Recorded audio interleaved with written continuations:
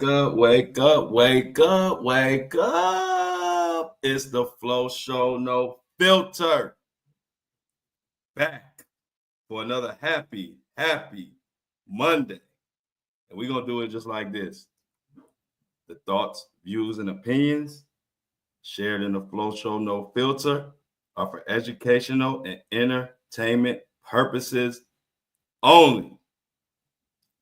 I am not a professional. I am just good.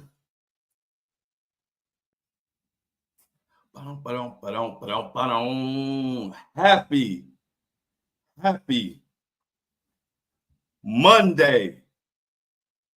This ain't just no regular Monday. This is Victory Monday, y'all. We just eclipsed 100,000 downloads, which places our podcast in the top 5% of podcasts of all time. And we did it in just 4 months. We not playing with them. I'm not playing with them. It was a good celebration over the weekend. You know, we got Diddy and Tony Buzbee and all type of news coming up. But first, we got to celebrate really quick. Y'all, it's surreal. I'm one of those people, I just work. And sometimes my head be so down and working, I don't even realize I done actually hit my goal. Maybe months ago, I hit my goal, but I get so locked in on working and just putting in the work and letting everything else shake out. Next thing I know, here we are, 100K. How does it feel, y'all? How does it feel to be in the top 5% of all podcasts? And we over here just talking our shit. We over here, we actually helping the community. We actually helping people. We actually bringing awareness.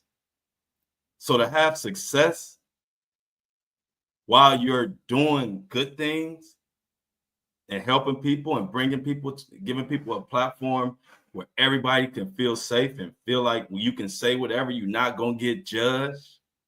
You might get cussed out, but we all get cussed out. Sometimes my listeners cuss me out. But see, when it's all family and it's all love, ain't nobody getting offended over here. This is no filter. This is for the grown people who want to come somewhere and be able to have a different a political opinion or different societal opinions or just different walks of life. Wherever you come from, you welcome here on the Flow Show, no filter. And I didn't think that would be a recipe to be one of the hottest podcasts and hottest communities online. I didn't even know it. I just knew that's what I wanted to do. So today we're gonna get into Diddy. I'm gonna recap some of the Diddy stuff that we need to know going forward, because now we get closing in on trial time coming up. It's getting wild as hell for Tony Buzbee. It's just crazy, and we covering it all. So just thank you to everybody out there. I never envisioned a podcast. I had all type of other things I was thinking I might take my platform and do. And just so many of y'all was like, podcast. I finally was like, you know what? I think my calling is bigger than social media, bigger than TikTok and Instagram and Facebook and all of that. And I said, you know what? They keep saying it, I might as well try it. And once I first spoke my first words on this podcast, Mike, I knew it was what I needed to be doing. So shout out to y'all. Clap it up. 100K celebrations, headbands. I'm dropping the official headband. If you want a headbandana, just like Flo's. They dropping on Friday. I'm gonna try to have them dropped a little earlier for subscribers. So y'all be tuned in every day. So I'll let y'all know. But Friday for everybody, and I'm trying to get the headbands out a little sooner for my subscribers. So thanks to everybody. I don't know what the hell to say. We had a great celebration over the weekend. I played and did some of my songs, and Luther Vandross. I brought out Prince. I did. Those are my commercials for y'all know. And a lot of people in my podcasting community was asking, like, do I have any advice for people?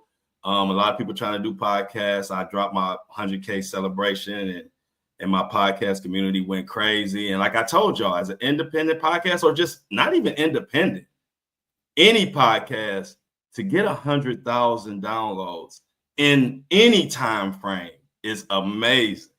So if you out there and you got a podcast, do not get discouraged. I actually looked up the numbers before I even started, so I wouldn't be discouraged. And most podcast episodes, you're doing good if you get 200 downloads in your first week on an episode.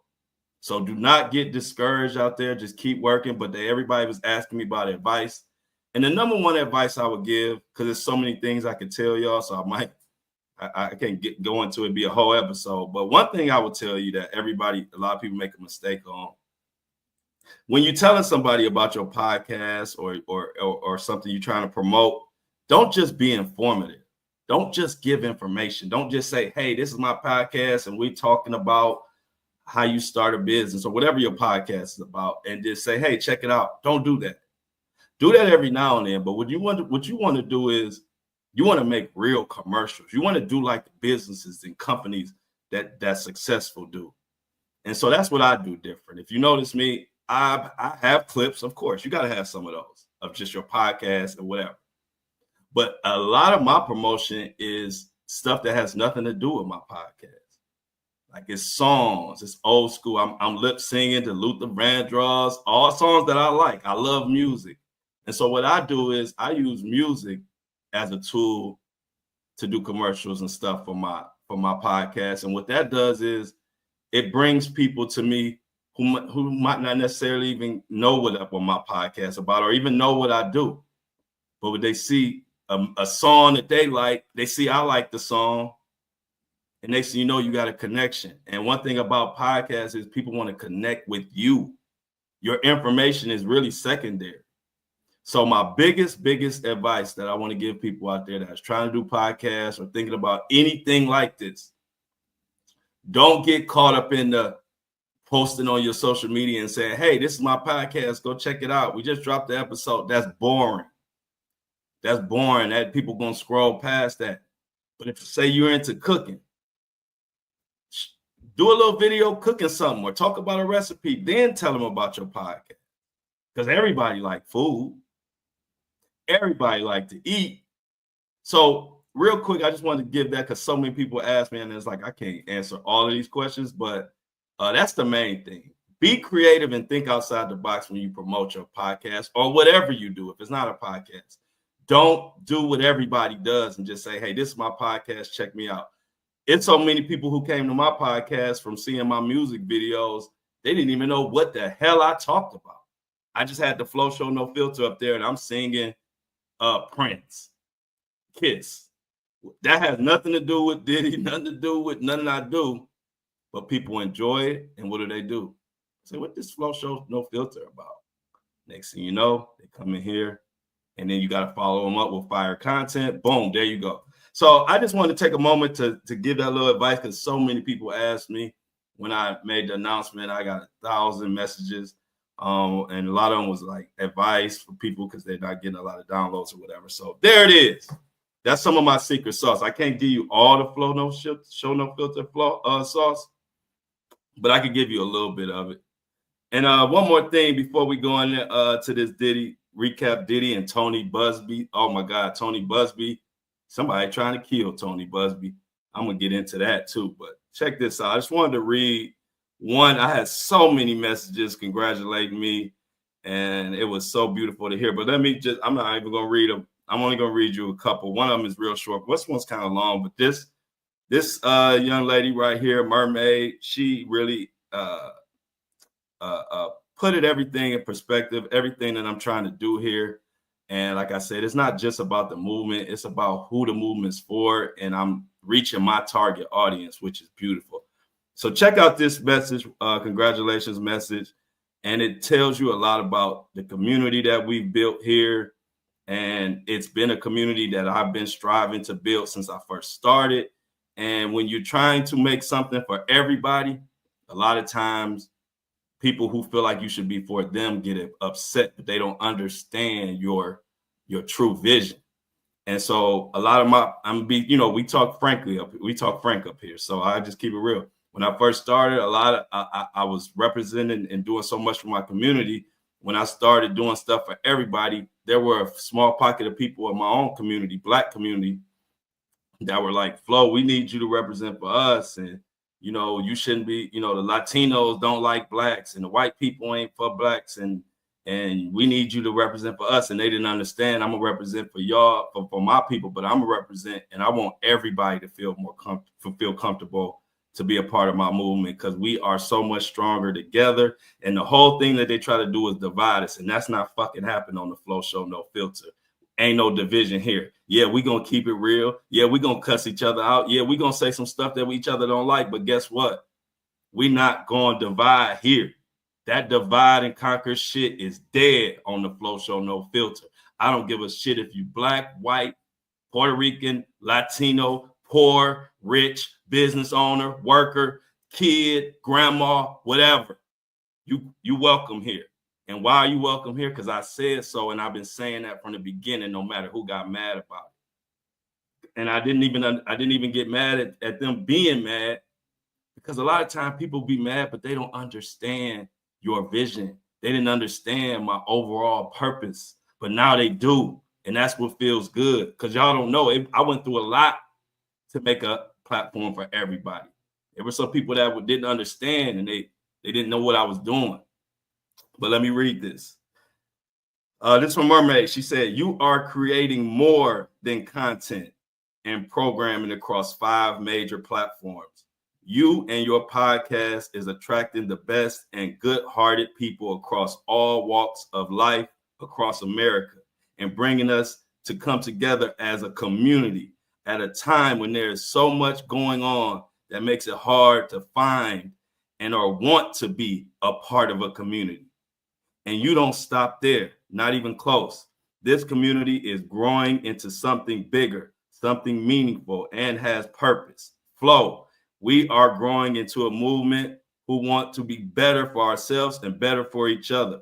A movement prepared to kick out the status quo, and by holding accountable those who lead and influence our lives in so many ways, and it is hurting our culture, our communities, and our country. Change is a challenge that requires each of us to be united to face the ugliness and darkness that is much easier to ignore. We are a community and a movement based on looking past the facades of the rich and famous, people we have put on pedestals for no other reason than fame. Unchecked wealth, unchecked fame, and power breeds monsters in every color and size. This movement is ready to stand 10 toes near and dear down in the dark, the dangerous and the undeniable lies, and drag their asses into the truth of the light. If not us, then who? If not now, then when? I am proud to be a part of this community and the movement that is coming together because of your unflinching commitment to the truth. And I don't like it. Member since pre-podcast era, and proud of it.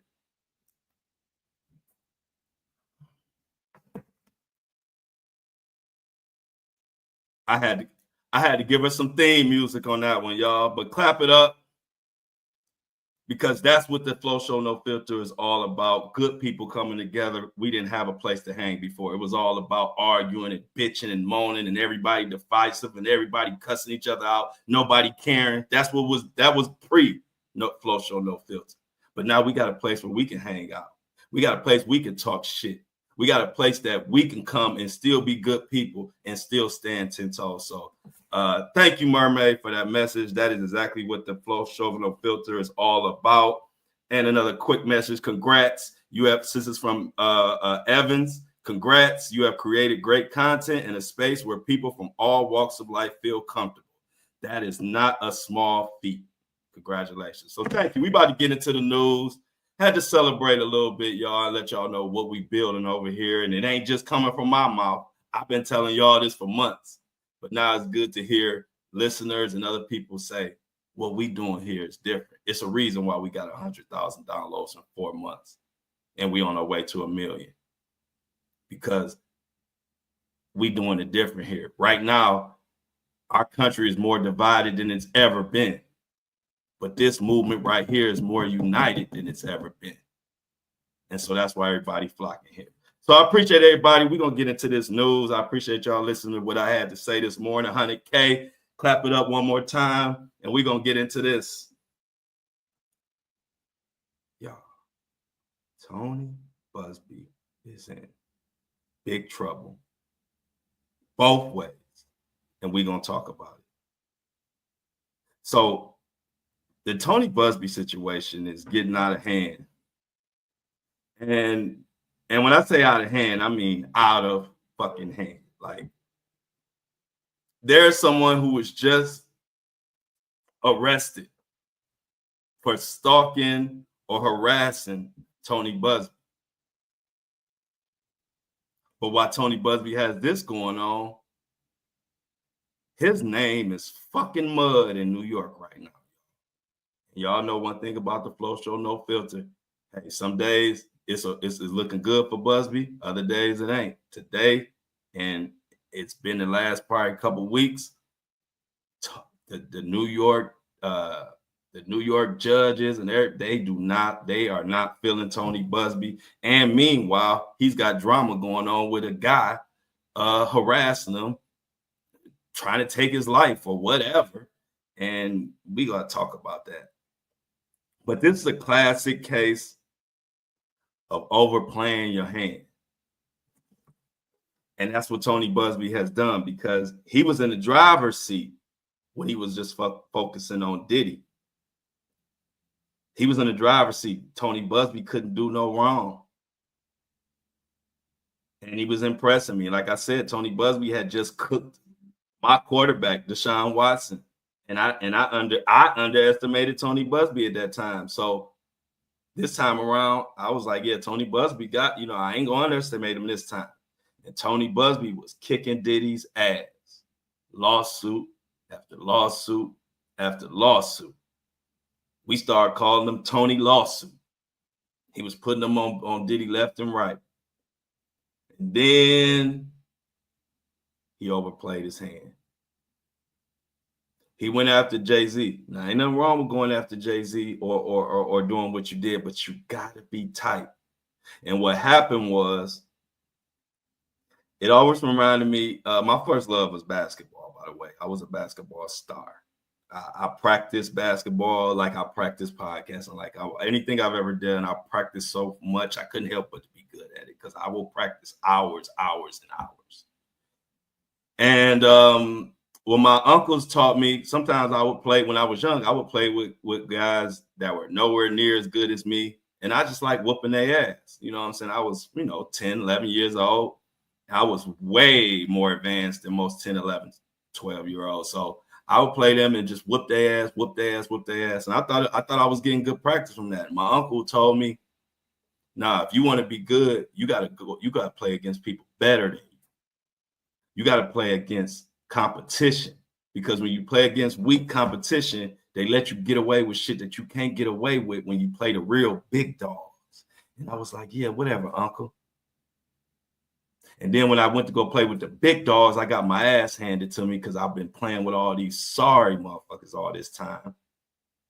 And I understand what my uncle told me, and I started playing with people who were older than me, bigger than me, and stronger than me ever since. Why the fuck am I telling y'all these stories? Flo got a story for everything, but it makes sense. Check this out. Tony Buzbee was playing with the ragtag shoe sales, used car salesman squad lawyers, and he was getting anything off. He was just filing lawsuits left and right, sending in, going up under other lawyers, working through their license in New York. Even though he in Houston, he wasn't officially licensed to practice in New York. And he could do anything. Diddy's lawyers and his team so ragtag, anything was flying. So Tony Buzbee took that willy-nilly style that was working so much against Diddy, and he took that willy-nilly style and went over to Jay-Z with it. He went over to Jay-Z. He wasn't all the way. He didn't he didn't make sure all his T's were crossed. He didn't make sure all his I's was dotted. Like I tell you, my best friend Darnell if it ain't a T or an I that need to be dotted, he'll make one. You got to be thorough. And so he took that raggedy mess over to Jay-Z. and it didn't fly. Jay-Z's attorneys looked in and said, hold up, Buzbee, you ain't even licensed to be practicing in New York. Whoa. But why didn't Diddy's attorneys pick that up? Because it was 15 or more lawsuits, and Diddy's attorney never once picked that up. Well, we know why they didn't pick it up, because them motherfuckers is horrible. I told y'all. I've been saying how horrible Diddy's legal team is from the start, September, when he got arrested. And that crucial mistake led to what we talking about now. It's been, what, 15?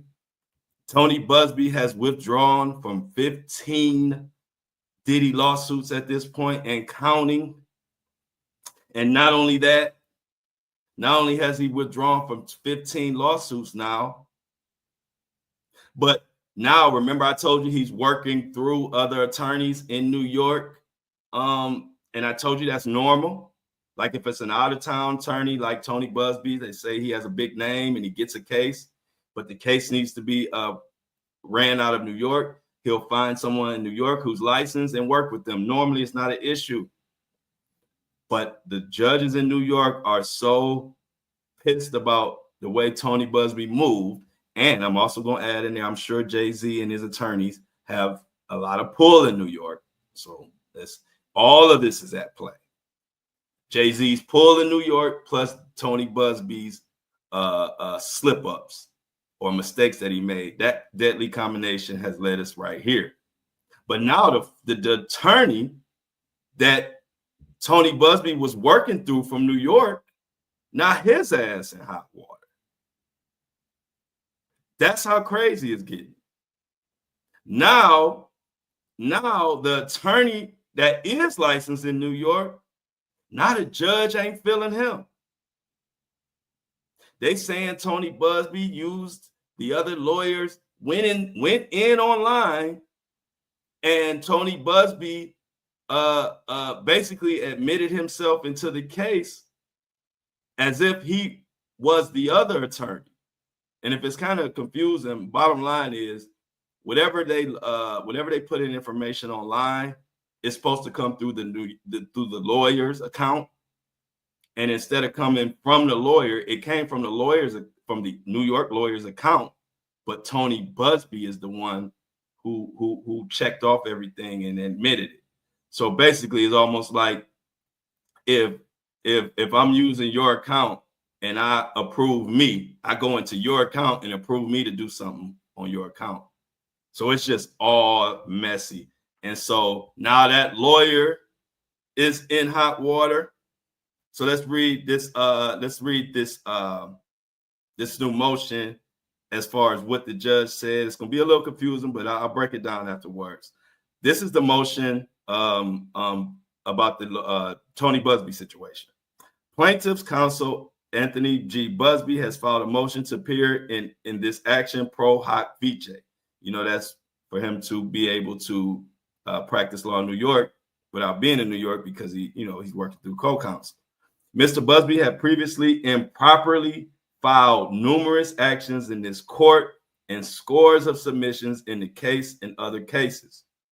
Using the ECF credentials of another attorney without having even applied for regular or pro hoc vice admission to the United States District Court for the Southern District of New York.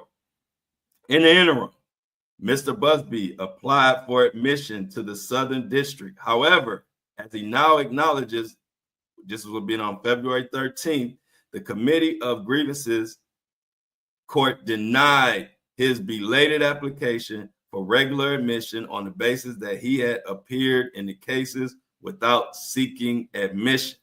Mr. Buzbee attached the order of the Grievances Committee to his pro hoc application in this case, as the Grievance Committee order directed him to do so. Also, accompanying the pro hoc motion was an affidavit of an attorney Mr. Buzbee calls local counsel Antigo Curtis, attesting that I am advised by Mr. Buzbee that he has never been censured, suspended, disbarred, or readmitted. Therefore, defendants filed an opposition to Mr. Buzbee's application for pro hoc admission in connection with this case, relying in part of the order of grievance committee denying him admission to practice in the Southern District of New York, and Mr. Buzbee's practice of filing cases and making submissions in cases without being admitted and otherwise failing to abide by the local rules of this court and ethical guidelines. Listen to that, y'all, an ethical guideline. Local counsel has now advised the court that plaintiff motion for Anthony G. Buzbee to appear to this action pro hoc vice is formally being withdrawn. As such, the motion for admission has been denied and is moot. Mr. Buzbee also submitted through local counsel a motion to withdraw his appearance as an attorney of record until such time is admitted. However, Mr. Buzbee never filed an appearance in this action. Rather, as stated above, Mr. Buzbee improperly filed and litigated this case using the ECF credentials of local counsel, whose apparent complicity in his improper conduct may be grounds for sanctions. All hell is breaking loose. As such, the motion to withdraw is denied. Plaintiff's counsel is noticed that further failure to comply with procedural rules that govern this court and her ethical responsibilities will have grave consequences. The clerk of court respectfully is requested to terminate the motion today. And this is dated March 21st. So this literally happened over the weekend. A lot was said there. But you don't have to be no legal beagle and know all the jargon to understand that when ass is grass, you know ass is grass. You ain't got to be no damn professional. That's why when I start, I will let you know I ain't no professional. But you ain't got to be a professional to be great. And they talking about sanctions. He talking about getting an attorney in trouble. Who even let Tony Buzbee use his credentials. See, it's all good until it ain't. Like I told you, normally it's no issue. I see it all the time. You know how many impacted families I work with that were doing cases under Attorney Crump? Y'all know Crump, who did a lot of the civil rights cases and stuff like that. But Crump wasn't licensed in every city, every state. And so he would hook up with an attorney in that state. And so I've seen it happen plenty of times, but it's just like anything else. It's no big deal until people start scraping and looking into what the hell you've been doing. And the judge obviously does not like the way Tony Buzbee kind of jumped the gun as far as putting these, not really, going through it with a fine-tooth comb and just putting information out there. And so things ain't looking good for Tony Buzbee right now at all. And so, like I said, we go to the point where it's 15 cases that he's had to withdraw from. Now, this is just not a good look. Now, instead of Tony Buzbee spending a lot of time fighting for justice for the victim, and the reason why I call Tony Buzbee out or anybody else if they slacking, the reason why I call them out is because at the end of the day, like I told y'all from the beginning, my loyalty is to the people and the victims, period. So I'm not rooting against or for none of these millionaires and billionaires. I'm just calling it like I see it. And right now, Tony Buzbee ain't looking good. So instead of fighting for these victims, now he has to push their stuff to the side and fight for his damn self. So what I'm wondering is, where do the victims in this situation, where do they go from here? Because their lead counsel is looking raggedy as fuck. I ain't hating Tony Buzbee.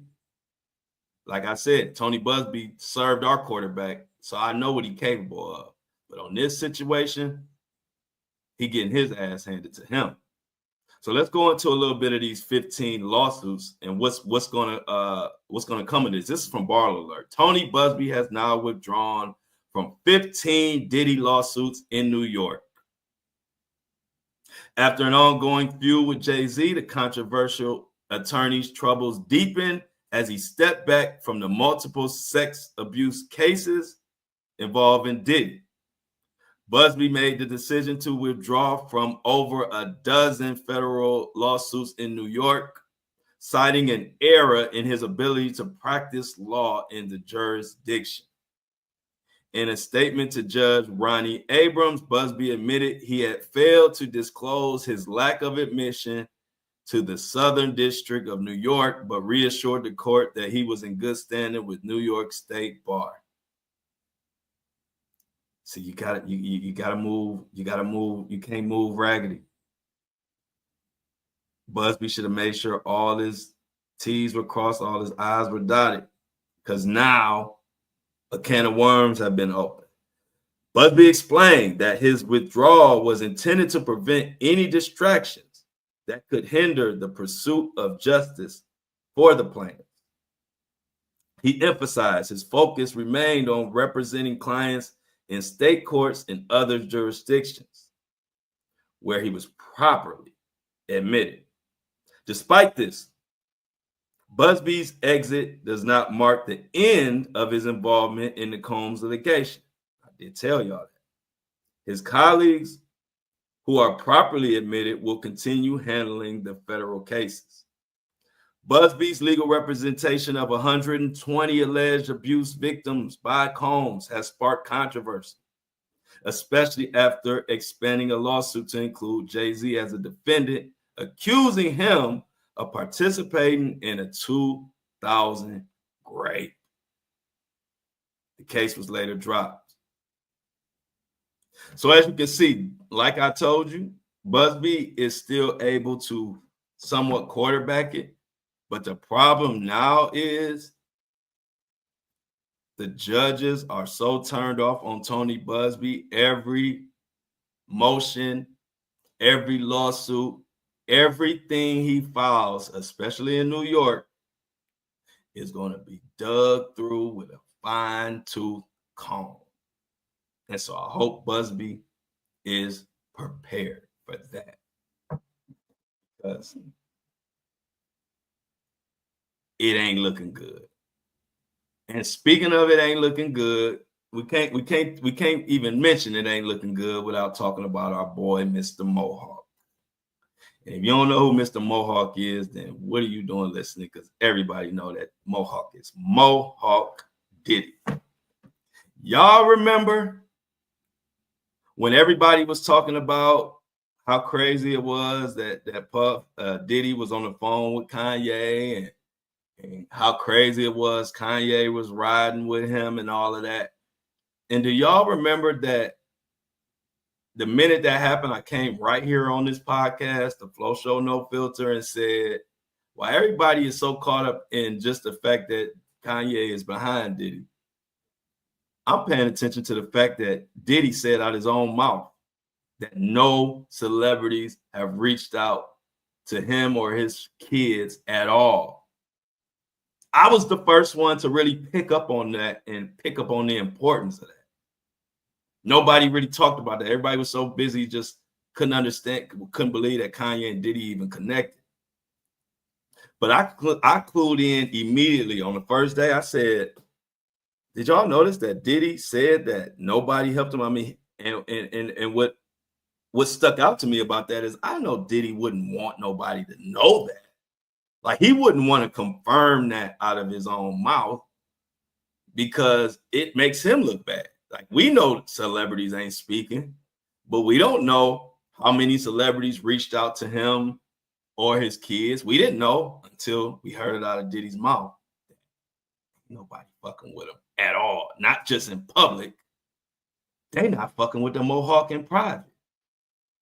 So I'm like, now I'm seeing people say, they even have articles on it now, talking about one of the things that made Diddy upset, because Diddy's upset. And they say one of the things that made Diddy upset was that he didn't know it was being recorded. And so Diddy, they put him out. I mean, Diddy put himself out there by making that statement. And so now people are starting to talk about how much that affects him. And I'll see an article. It's from In Stars. Check this out.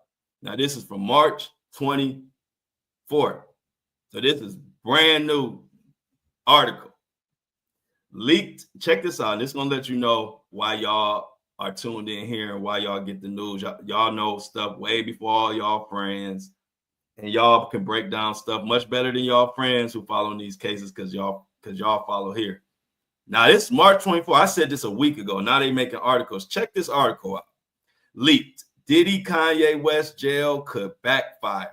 Expert says it reveals one humiliating truth ahead of the trial. Do y'all know what that one humiliating truth is? I'm going to do a spoiler alert. This article is talking about how pissed Diddy is and how much of how it's backfiring that he said, he admitted out loud that no celebrity, not one celebrity, reached out to him or his kids since this all went down. So check it out. Legal analyst Lou Shapiro noted during a recent episode of Daily Mail's podcast, The Trial of Diddy, the West involvement reveals his current standings in the entertainment. That West's involvement reveals his current standing in the entertainment industry. In a leaked conversation reportedly recorded without Diddy's knowledge, while he remains incarcerated at the Metropolitan Detention Center, Combs is heard encouraging West to return and make music. We're going to have years and decades to fight these motherfuckers right now. So right now, enjoy life, Diddy said. Shapiro emphasized that while the call will likely not be used as evidence in Diddy's criminal trial, it highlights the rapper's precarious situation. It shows you how Hollywood is really not behind Diddy, because if Kanye is the one that he's resorting to speaking with, it shows you how much he's pretty much on his own at this point, Shapiro said. Diddy has faced growing criticism, and Diddy's close allies are distancing themselves against him. Now, I'm going to stop right there for a second. Go back to what Shapiro, now this is an expert, emphasized that the call will likely not be used as evidence in Diddy's criminal trial, but it highlights that nobody in the industry is fucking with him, and that's a problem. This is March 24th. What I told y'all that a week ago? Did y'all hear anybody else talking about that a week ago or bringing that point out? No, you didn't. I'm going to answer that for y'all. This is what I mean when I say I'm not a professional. I am just good. This is March 24th. I said this March 17th and 18th and 19th. Nobody was talking about the aspect of Diddy out loud saying nobody is fucking with him. That was the most damaging part of that whole audio. But I ain't no damn professional. I'm just good.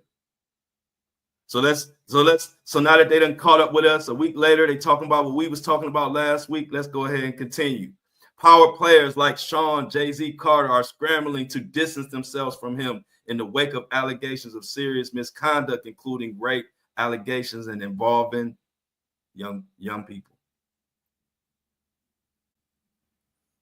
It's getting worse and worse. Christina Coram, one of Diddy's closest associates and his former chief of staff, also is distancing herself from him. In a statement to Rolling Stone, we talked about this. Quorum denied having any role in or knowledge of the allegations against Diddy and said that they were damaging to her career. Oh, it's getting ugly, but I've been called it out. And that's why you got to make sure you subscribe. Take 1 second. We got to shout out our subscribers. I'm going to get back into this. I got a little Tony Buzbee,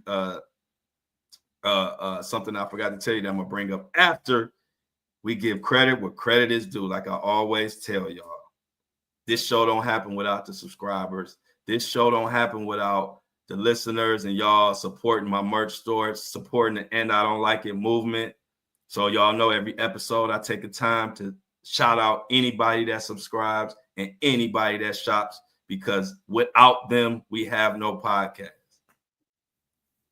Because they're shopping and they're supporting allows me to come on, turn on this microphone and tell you what we need to hear, not what I want y'all to hear, not no narratives. So right now we're going to shout out our subscribers and our shoppers real quick and get back, because we still got some with the Tony and the Diddy. I still got some stuff that I got to talk to y'all about before we get the hell out of here on this Monday. But let's shout out our people that, you know, what we do every do around this time. What they say on that, what was that one song? What we always do about this time. We about to shout out, first of all, let's shout out our shoppers. We got 2 shoppers today. Shoppers of the day. Let's give a clap it up for Monique Ziegler. Monique Ziegler. She copped the hottest item on the site, and it is the And I Don't Like It black hoodie with the white trimming. Y'all buying those like hotcakes. I ain't even got one because y'all done bought them all. So I got to wait for the next shipment to come in, but continue placing your orders. Y'all know the headband dropping this Friday. But we got another shopper who also copped the hottest item on the And I Don't Like It website. The And I Don't Like It hoodie, black, all black with the white trim. Y'all know black and white is our official colors here, because we just black and white. We keep everything black and white. Adriana Head. Adriana Head, thank you for shopping. Thank you for shopping. Thank you for keeping truth alive. And then also, before we move on and get back to the news and back to the Diddy, the diddler, Diddy monster. We got a subscriber of the day with a $3 donation. Joel Z. Joel Z. Come on down. If this was the Price is Right, you could come right down here and I had a prize for you. But since this ain't the Price is Right, this all I got for you, baby. Good claps. I appreciate you, Joel. And everybody who shopped, everybody in the chat say, clap it up for Joel, clap it up for Monique and Adriana. All of y'all deserve all y'all flowers. If it wasn't for y'all and people like y'all, it wouldn't be no flow show, no filter. It would be the flow show with a hell of a filter. And I'll be talking about bullshit that don't mean nothing just so I could get a check. If it wasn't for the subscribers. So let's clap it up one more time before we get back to this news.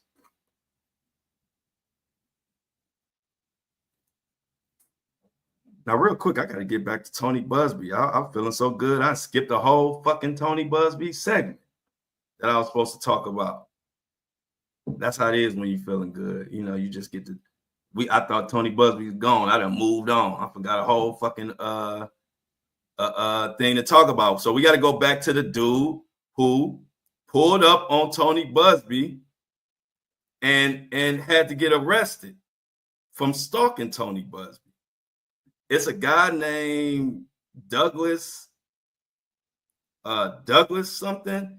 He was arrested for stalking Tony Buzbee. And let me tell you, it had got so out of hand. I forgot to tell y'all about this. Tony Buzbee, now this guy is supposed to have been stalking and doing all that.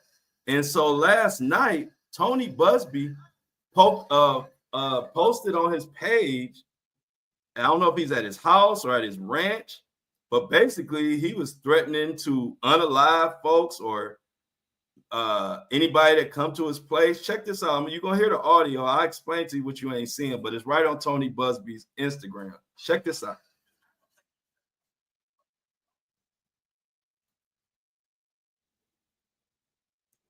So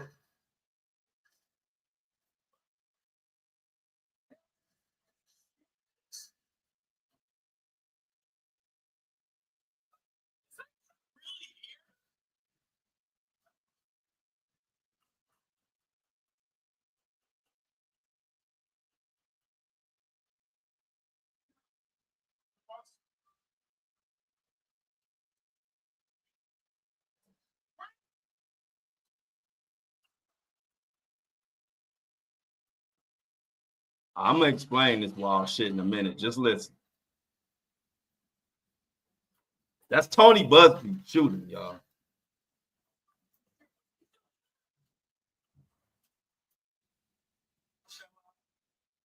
Now, this is at the Antioch Buzbee Ranch. I don't know if this is supposed to be a joke. I don't know if he's just trying to let people know to leave him alone, don't harm him. But what you just heard was that he has this video that he put on there. And he put this on purpose because this is right the next day or so after the guy was arrested from stalking him and threatening him or whatever. So an old white Benz, I'm talking about an old white Benz, like them Benzes that was like, you know how the cars looked back in the day on that movie, National Lampoon's Christmas Vacation. I mean National Lampoon's Family Vacation or whatever that is, that back in the day Chevy Chase movie. Remember how old those cars was back in that era? That's how this Benz look. So a white Benz pulls up to Buzbee's ranch and says, "Is this the Buzbee ranch?" And then Buzbee says, "Are you shitting me? I know you didn't pull up here or something." And then they pull out guns and start shooting at the car. I don't know what the hell this is supposed to be, but all I know is the caption is Tony Buzbee says, "After this, we had to put rules in place at the Antioch Ranch. No excessive drinking, no shooting from the front porch, and no shooting at random visitors." So I don't know what and then on top of that, his comments are limited. So I don't know what the hell Tony Buzbee is doing right now. I don't know what that post. In my mind, I'm thinking that post is supposed to scare people who are bothering them or harassing them or whatever, but it just don't come off right to me. I'm like, I don't know if y'all serious. If y'all serious, I don't like it. And if y'all playing, I don't like it. So I don't know. Check it out on Instagram, y'all. Go to Tony Buzbee page and tell me what the hell that is all about. But that is where we at right now. Like, somebody just been arrested for harassing them. They trying to get Tony Buzbee. He posting stuff about shooting people in cars. How the hell did we get here? I never thought I would see no footage of Buzbee and his guys shooting at no car. And I don't care if that's real or fake. I don't know what it is. I just want y'all to check it out. But all I know is the whole Tony Buzbee, Diddy, Jay-Z situation is crazy as hell. And I don't understand it. But before we get out of here, y'all, we got a little time left. We ain't rushing. We ain't rushing today. This is a Monday. We celebrating 100K. It happened after Friday, after y'all left. So I couldn't, we couldn't celebrate it on Friday. But I told y'all we would come back Monday. I knew we would hit our number. And so we are hitting like we hitting the downhill part of the Diddy trial. Meaning, it's been draining covering it because it gets to the point where like we all just ready for the trial at this point.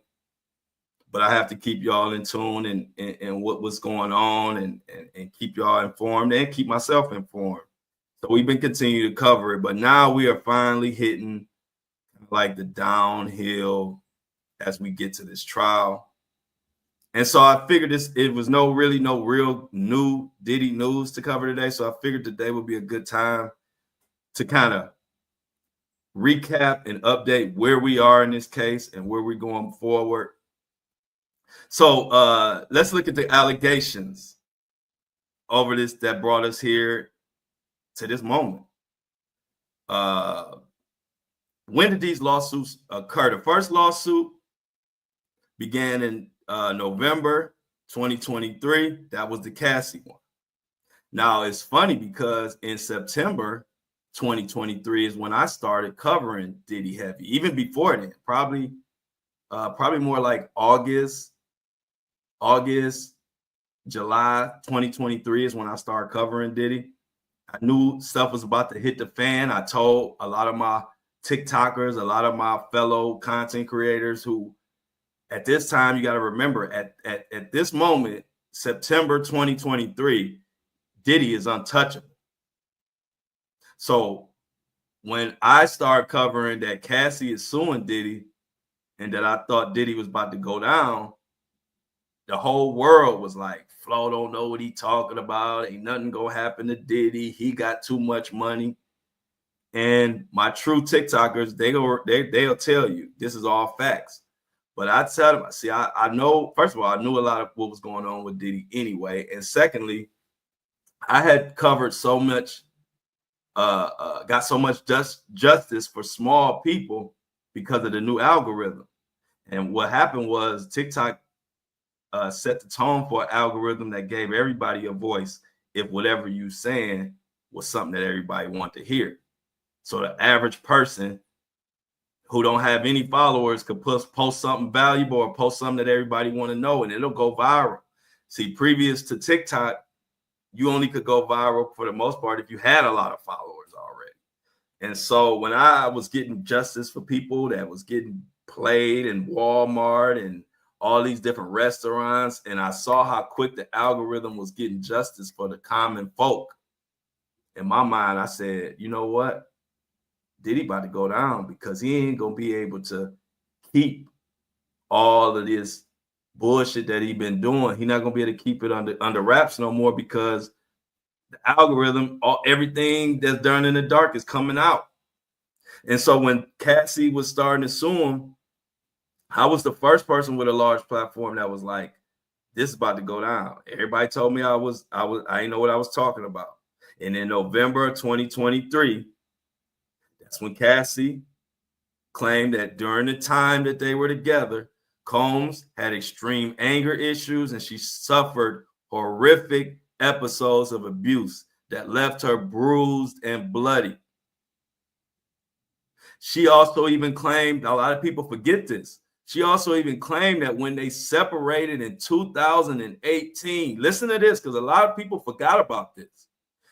When they separated in 2018, Combs, she says Combs literally raped her in her house.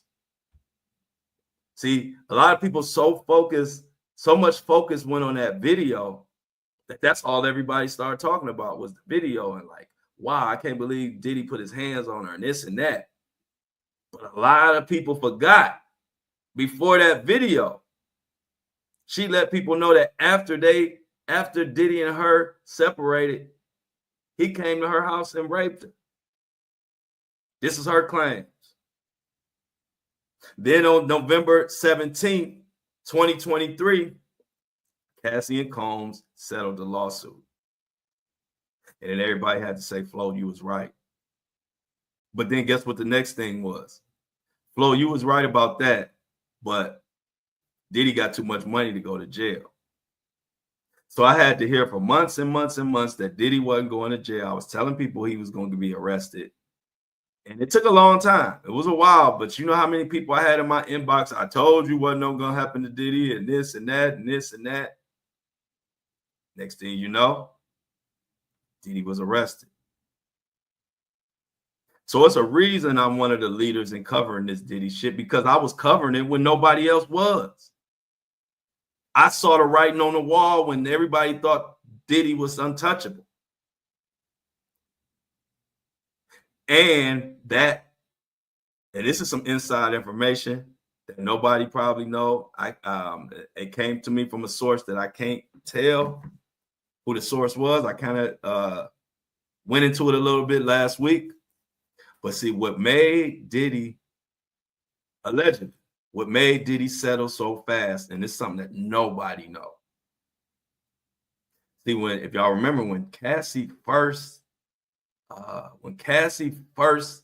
announced that she was suing him, first made an announcement, not behind the scenes. Once she made an announcement, y'all remember Diddy and his attorney put out this thing, said it's nothing but a money grab. It ain't no truth to it, right?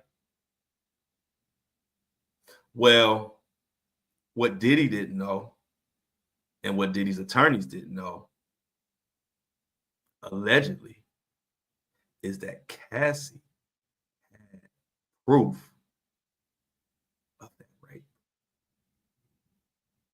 Let me say it again. Cassie had some type of DNA proof that rape happened after they weren't together anymore. And when Cassie's attorney told Diddy's attorney that Cassie saved this DNA proof, this is something nobody know. I can't even tell you how I know. And the way I know, they might be mad at me, but I ain't telling no names. But this is information that my motherfucking subscribers need to know.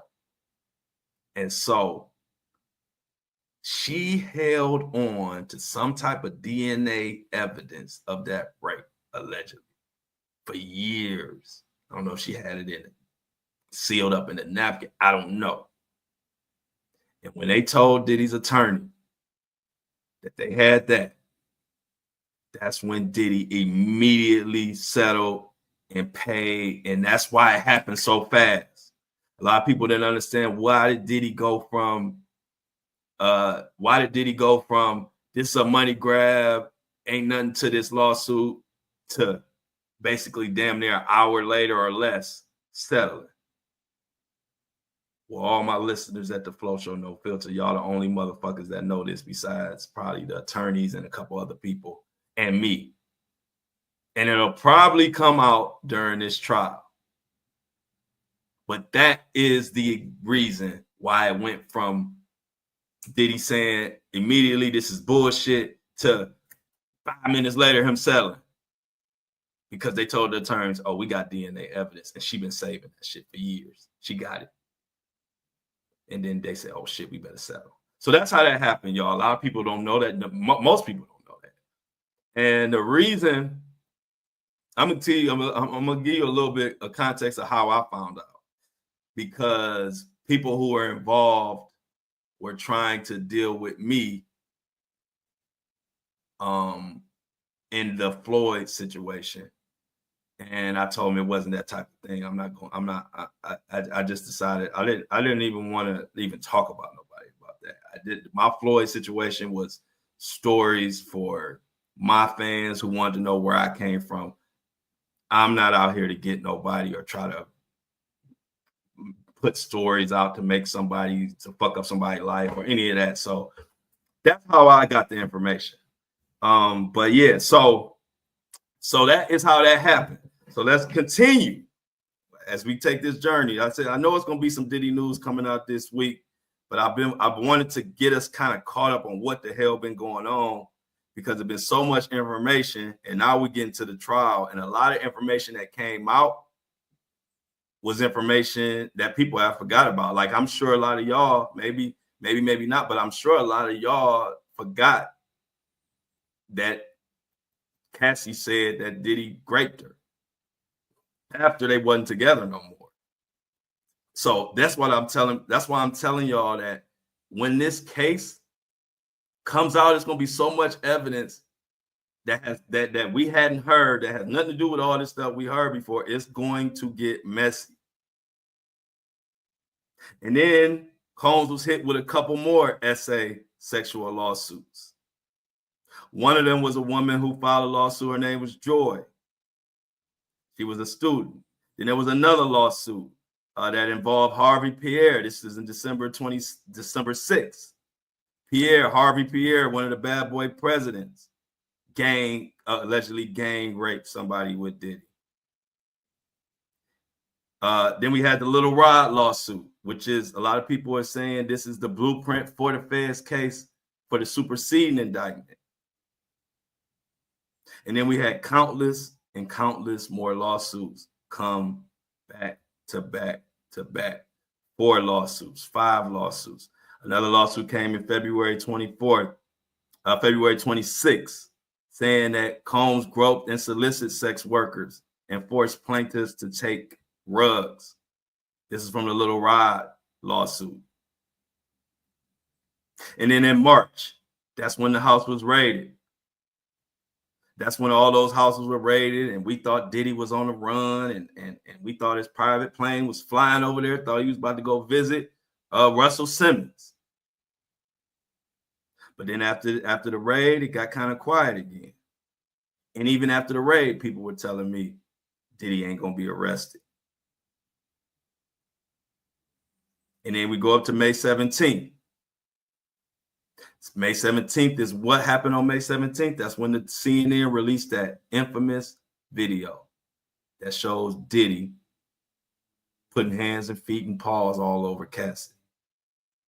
This was on May 17th, 2024. Showed Combs hitting Cassie near the elevator. He hit her multiple times while she was laying on the floor. Some of the sickest shit I ever seen. What type of coward do you have to be beating the hell out of a woman who barely, a woman, first of all, but then also, on top of that, a woman who barely weighed 50, 60 pounds, and you beating her? That was the first time when the most sickest Diddy defenders had to finally shut the fuck up. That was the first time. Y'all gotta remember, I'm giving y'all this I'm giving y'all the story, including the shit I had to go through while all this going on.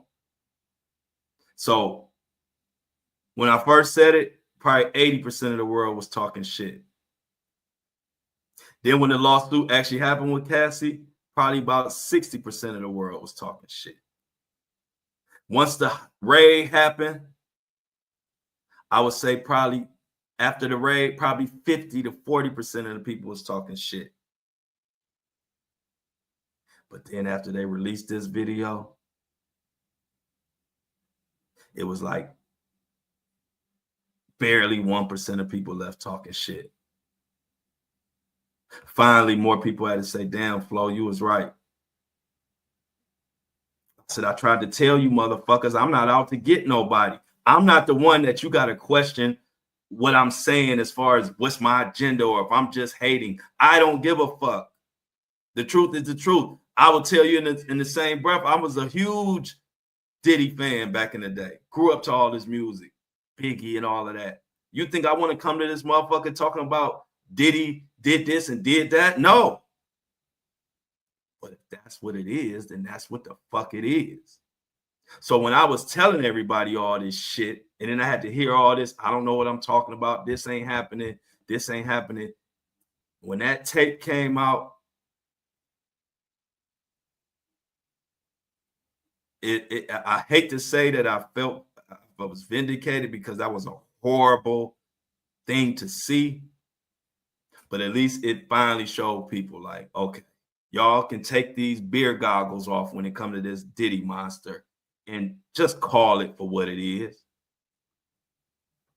And that tape came out, and I think that moment is when everything changed, because even the most loyal Diddy apologists had to shut the hell up.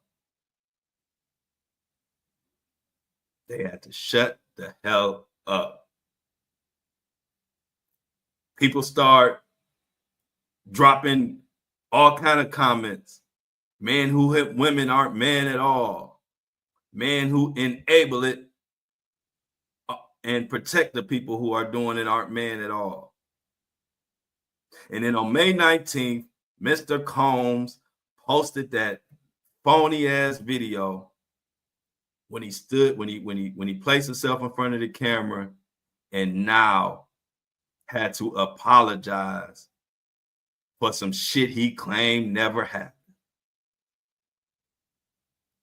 He's sitting up there. Y'all remember that sad puppy dog? My granny used to say, He looking like McGraw, whatever that old dog, Droopy McGraw, whatever. I can't remember the name of it, but he was looking like that dog, and looking like a sad puppy. Talking about, those were dark times, and there were this and there were that, and people were saying, "Hold on, what the fuck? You talking about these dark times that you said never happened?" And so, whatever 10% or whatever people still had left for Diddy after seeing that video, maybe it was 1% people still holding him down after that video, but he even lost more people with that raggedy ass, phony ass apology. Because first of all, nigga, you apologizing for some shit you said didn't happen. Now, because it's on tape, now you want to come with this old sad dog. You needed somebody behind you playing the fucking violin while you trying to make us feel sorry for your ass. Sorry, y'all. This is just how my feelings was while I was watching that.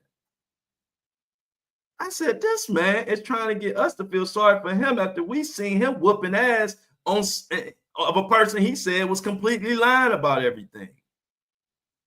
And I think from that day on is when Diddy was pretty much labeled a piece of shit.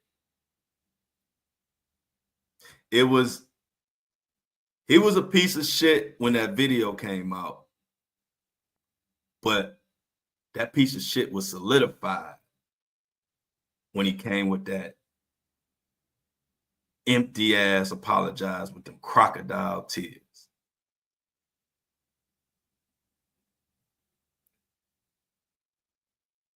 And so after that, we had more lawsuits come. Some fake, like this. A lot of ones got exposed. Adria English, she got exposed. And more came to follow. Then the Tony Buzbee situation came. Then the guy who they Derek Lee Cardello, the guy who is suing Diddy for $100 million, but he's locked up. He's locked up, and they say they are actually proving right now that Diddy possibly paid people to lie on this man to lock him up because he is the key to bringing down Diddy.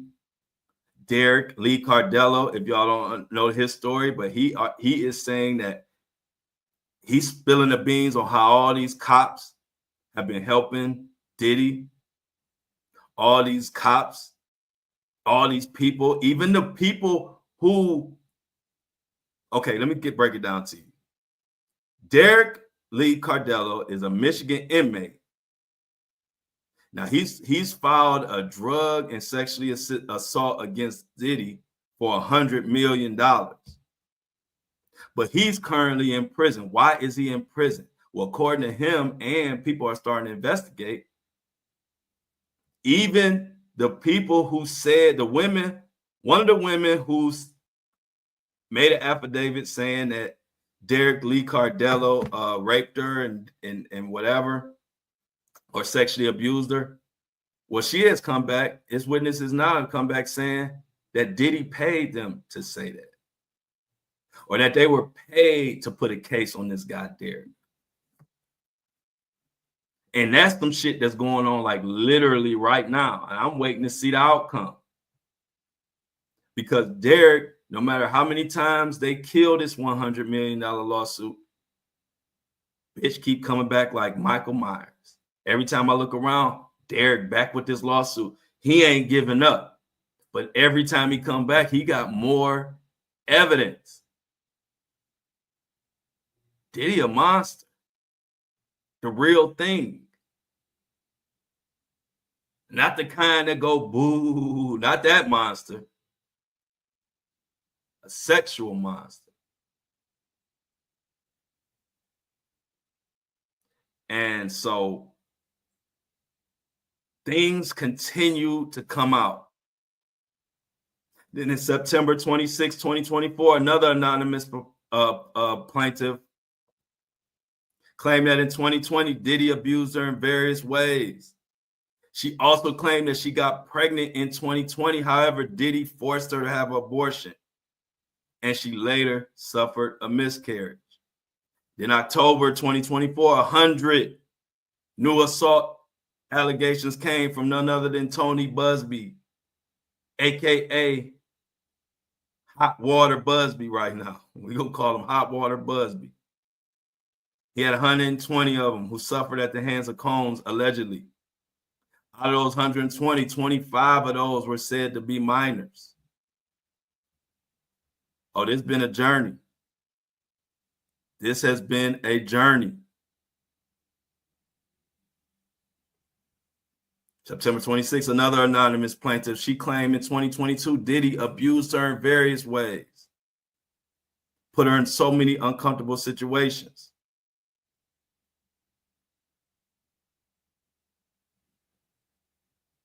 And more motions and more motions and more motions led us to where we are right now. Waiting for the trial date that was supposed to start at May 5th. Now it's been May 5th is when the jury pool will start to be, you'll start interviewing jurors, and then the actual opening statements, opening arguments will start May 12th, a week after May 5th, May 12th. And as y'all know, yours truly will have not only someone covering the case in the courtroom, out the courtroom, every piece of the case. We will have an official correspondent, but I also have access. So I will be in the courtroom. I will be able to let y'all know, hey, y'all, Diddy is really in there. I'll be looking at the back of his head. And so I encourage y'all to get y'all subscriptions now. Don't wait till trial time, because I don't want to hear nobody mad at me because the subscriptions are higher now. Because everybody who's already locked in, your subscription will stay whatever it is. Or either say if you got a $10 subscription and you end up having to make it a little lower, you can always do that. But whatever you locked in at, that's what you locked in at. It will be no more than that. But all the people who come, my mom used to call them Johnny come latelys. All the Johnny come latelys, they will be paying premium because, hey, going back and forth to New York and getting a hotel and being in there so we can have front row seats of what the hell going on with this trial. It ain't cheap. So we're going to have to pay for it. So, yeah, so I'm encouraging everybody to get your subscriptions now. Don't wait. I've been the leader in this Diddy story from the beginning. Like I said, I was covering it when nobody was covering it, when nobody believed anything could even happen to Diddy. I was covering it with the same passion and purpose that I'm covering it right today. So get your subscriptions now, because this shit about to go crazy. This trial is probably going to be the craziest trial we have ever witnessed in our entire lives. And on this 100K celebration, I just want to say thank you to everybody who've been rocking since, I think, what was it, October 30th or something, the first official podcast episode. And we got many, many, many, many, many, many more to come. I'm coming for the top. I want this community to be the best and number one go-to podcast for this Diddy trial. We will be that, and I'm looking forward to that. Felt good giving a little recap of what the hell been going on, because I always try to keep y'all up to speed on what the newest, latest, and greatest is. But sometimes it doesn't allow me to backtrack, because I always want to make sure that I bring everybody up to speed, that we remember some of the shit that happened before, because we getting so much information, shit, you start forgetting stuff. So felt good to backtrack on y'all. Felt good to celebrate. Shout out everybody, man. I appreciate y'all so much on this Monday. But as always, tell your friends at the Flow Show No Filter, we don't fuck around.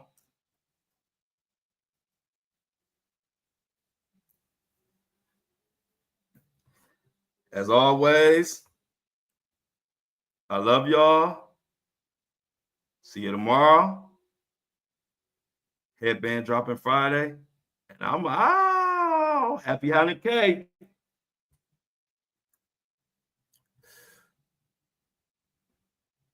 Boop. And just like that,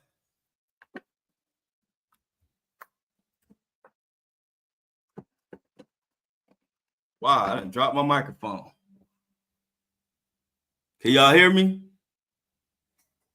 Put 471 in the comment if you can hear me. Put 471 in the comment section if you can hear me.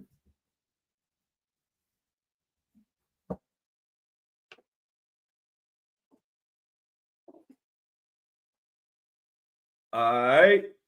We about to get Apple and Spotify loaded up. 100K celebration still continue. We the fucking best, y'all. How it feel?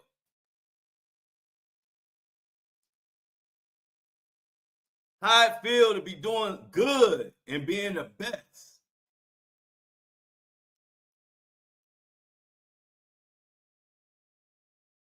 How it feel to be rocking with the best? I'm your favorite podcaster's favorite podcaster. I promise you.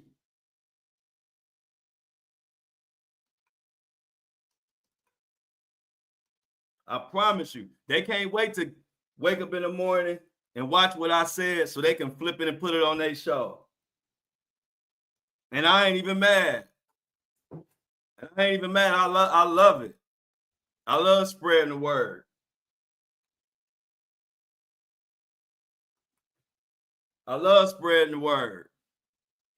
100K, 100K. Yes, yes, yes. We not playing. They thought when I did a podcast, I was just gonna bullshit around. You nigga, you want a podcast? I'm gonna give your ass a podcast. This is the podcast for your ass. They thought I was just gonna come up here and do some regular. This is the podcast for your ass. You asked for it, here it go.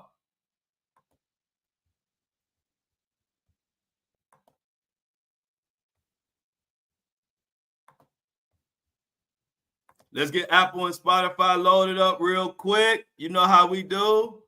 What we always do about this time.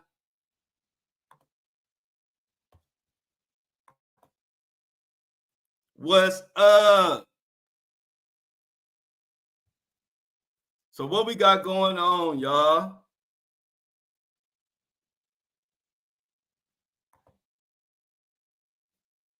What C-Tuck said, there they go thinking again. Tell them stick to their job, their day job. Thank you. Hey, look. Thank you, Shauna, for you could have slept in today, but you came and kicked it with us. I appreciate it. What's going on today? Why you had an off day? Yes, Michelle. Hit that 100,000 in 4 months. I'm telling y'all, I posted that in my podcast community. It's nothing but podcasts. Everybody couldn't believe it because I don't be posting that's the first time I've ever posted my numbers. I never post my numbers in none of my podcast communities. I just talk regular. And then I just felt like, because I don't like bragging because I don't say it to brag. I say it as a proud moment for me and my community and for motivation for us to keep going. But so I don't really, I don't put our numbers up there. It's the first time I ever put numbers on there. And they was like, they couldn't believe it. They was like, that's unbelievable, incredible. I told them I just got a good community. We do our thing. 100K.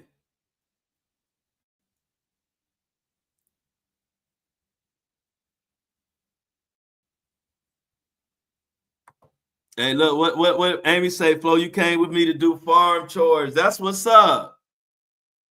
Thank you, Sasha. Yeah, I'm gonna remind everybody, just so you know, out of every podcast ever made to this day, only 5% of every podcast that's ever been made, only 5% of them cross the 100,000 download.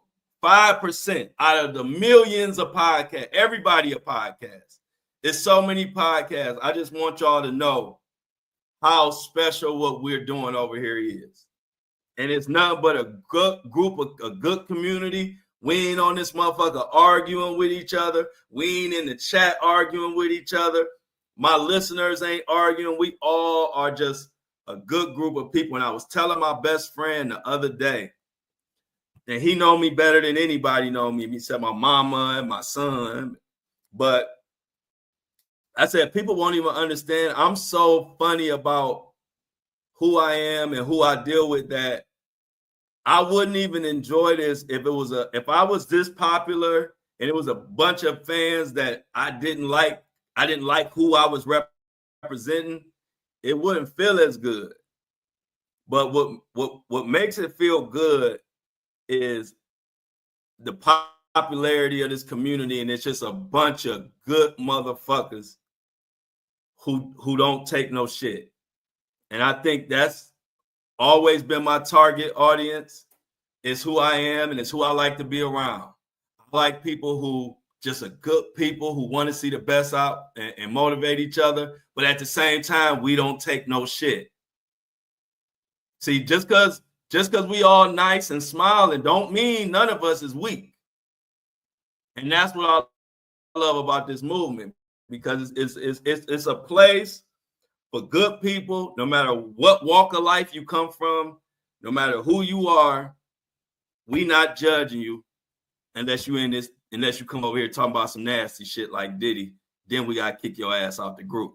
But other than being nasty and trifling, we ain't judging you here.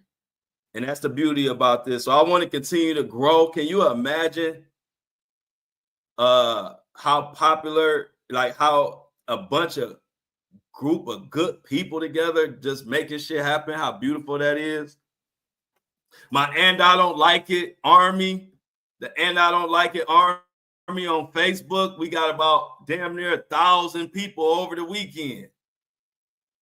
The And I Don't Like It movement is a whole nother movement in its own. You got the Flow Show No Filter movement, but you got the And I Don't Like It movement that's just as strong on its own. We have so much going in our favor. It's just incredible. It's just incredible. I got fans. This tour is about to be amazing. I didn't get to talk about that on the show. I'm gonna talk about it tomorrow. But if you in my And I Don't Like It Army on Facebook, you get a small taste of we got fans everywhere. We're going, and I told people, if you in Las Vegas, I'm coming. If you in Chicago, I'm coming. Detroit, I'm coming. Charlotte, I'm coming. Those are the cities I've been hearing from people the most. And I told you, whatever city I hear from the most, those will be the cities I'm gonna add. And right now, Detroit, Las Vegas, Chicago, Charlotte, and even South Carolina.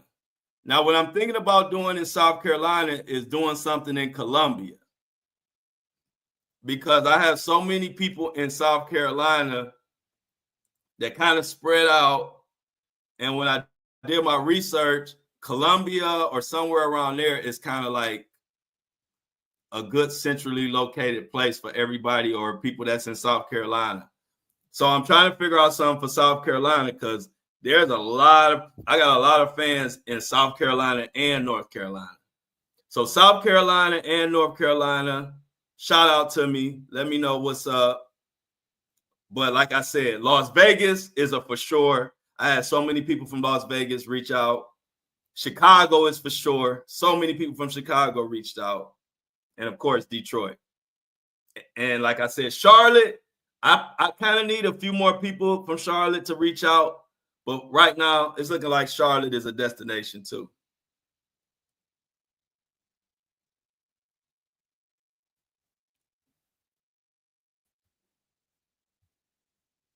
Oh yeah, you in Las Vegas. I mean, you in.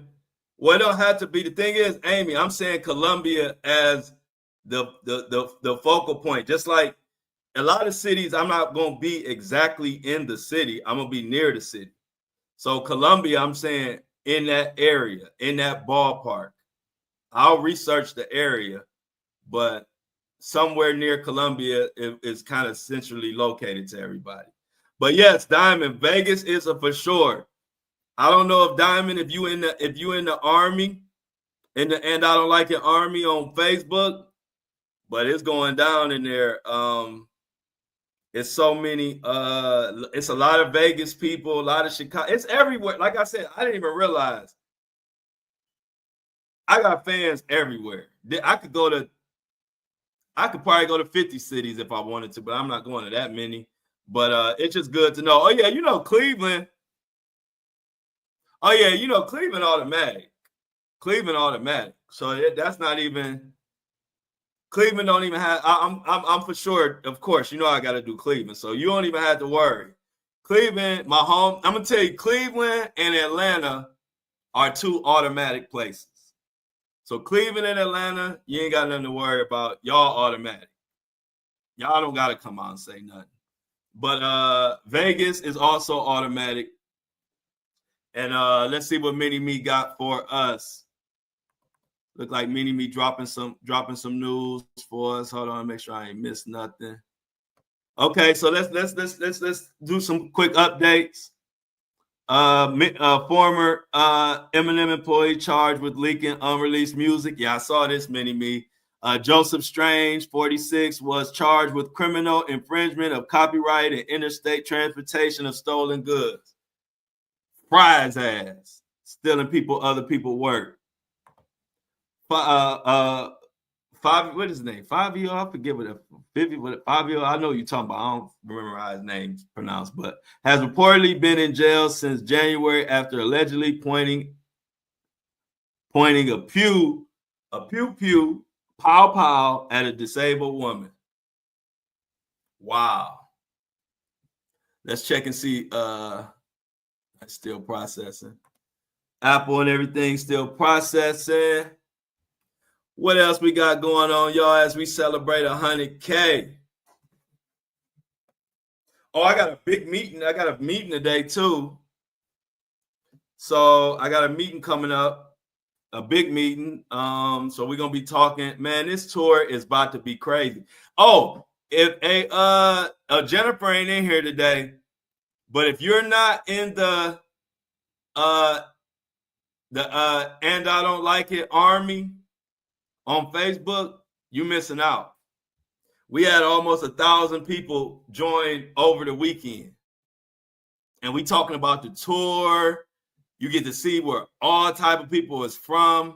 So go, all you gotta do is go search And I Don't Like It Army. Just how it sounds. And I Don't Like It Army on Facebook. I will accept you, or one of the mods will accept you. Matter of fact, Jennifer is a mod on there, and I think Mini Me is a moderator on my Facebook group for And I Don't Like It. So definitely check it out. It's a great community. Like I said, after celebrating 100K downloads, we damn near, I think we damn near got 1,000 people to join the army over the weekend. So oh yeah, you are. Okay, I wasn't sure. I'll be forgetting. But yeah, so Mini Me is a moderator in the And I Don't Like It Army, and so is Jennifer, and it's just a lot of people. Like, if you didn't quite understand how big this movement is, if you join that army on Facebook, you'll be like, damn, we are killing, we unstoppable, we everywhere. We everywhere. Let's see what we got. What you got, C-Tuck? Oh, yeah, cool. The Browns signed Baker over the weekend. Yes. Thank you for the news, C-Tuck. Hey, C-Tuck, too, just so you know, I think I'm trying to figure out how I'm going to do it, but I'm going to start covering sports. I don't know if it's going to be a whole nother podcast, or will I just add sports? Probably I'll just add a sports segment on my YouTube. But I am going to start covering some more sports. But it's kind of going to be on its own little thing, separate from what we do here. But definitely, and I really want to start when the playoffs start. that's when I want to start my sports coverage. And so look out for that, C Tuck. And thank you for always keep us up to date on what the hell going on with Cleveland sports. And I'll always make an announcement. Okay, Gene went. All right, so it's all good, Diamond. You in the group chat. If you in the group me, hey Diamond, if you in the group me, then you good enough. But it is the Facebook group is a good group. Okay, we got Kingdom. Yeah, I invited Kingdom Fit. They in the Facebook group. Appreciate it. I'm glad you accepted the invitation. Yeah, I remember him. I know Jerome. I know Jerome Baker. See Tuck. I don't like putting people business out there, but this old news. I used to manage an artist out of Cleveland called Piggy, Auntie Piggy. And around that time, Auntie Piggy and Jerome Baker were a thing. And so I know Jerome Baker. He know me. I love Jerome Baker, a good dude, too. Baker is a good dude. So if y'all don't know, I had an artist that I was managing called Auntie Piggy, a female artist out of Cleveland. She had got shot. It was a lot of drama. One day I'm going to tell that story of all that, what happened. But she was dating that football player, Baker, when he played for the Miami Dolphins. Okay, Shauna in there. Shauna said she'll keep you posted. She in the group. Yeah, that Facebook group. Y'all know this tour about to be crazy. Kobe got the invite. That's what's up. Oh, yeah. See Tuck already here. I like how C Tuck already here, but he was like, I ain't going to put that information out there unless Flo want to put it out there. Thank you, Mini Me, because I definitely forgot. Let me see. It's actually still loading. It's actually still loading. So give me another reminder in like 5 minutes, Mini Me. It's still uploading. Oh, okay. So check out check out C Tuck's song called Super Smooth. Super Smooth.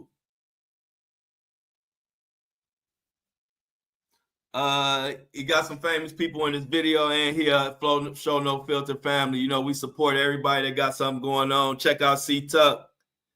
Check out C Tuck's new latest music. Oh, I celebrated. Hey, y'all know I'm greedy. I celebrated by just eating good and mapping out the rest of my summer and the rest of this year, because I don't get to do a lot of. See, people don't understand. During the week, I have to do so much with content. I don't really have time to like strategize. And so much of what I do is strategizing. So what I do is I kind of do all my strategizing over the weekends when I don't have to make no new content. And then Monday through Friday, I just focus on content. So to me, celebrating is being able to like really map out the rest of the year for the movement and for, taking full advantage of the blessings that God put in front of me. That's like, that's celebrating to me. Oh, hey, look, hey, Michelle, you better get on top of Jennifer and Mini Me. They the mods, and you pending. Why is Michelle pending? Y'all better look out for Michelle. Michelle says she pending. Somebody got to accept her. Shauna says she said she got you, Diamond.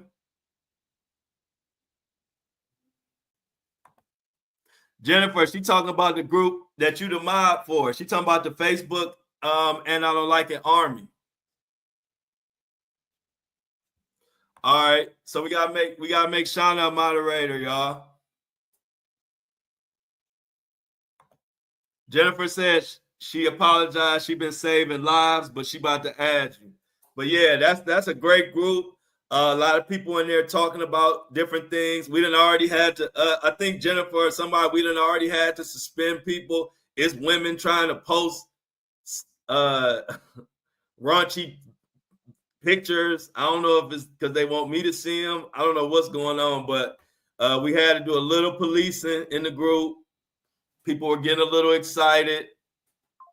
I don't know what was all about, but I think we got it under control. A few women in there was kind of like they was trying to be like Diddy. They were trying to be like Diddy. Yeah, I told you. Hey, look. Oh, what you mean? Look. Wow, Flo. You think I might have some stalkers? I would probably take that might out. I'll probably take that might out, but it's all good. They don't mean no harm. They don't mean no harm. They just happy to see me. No big deal.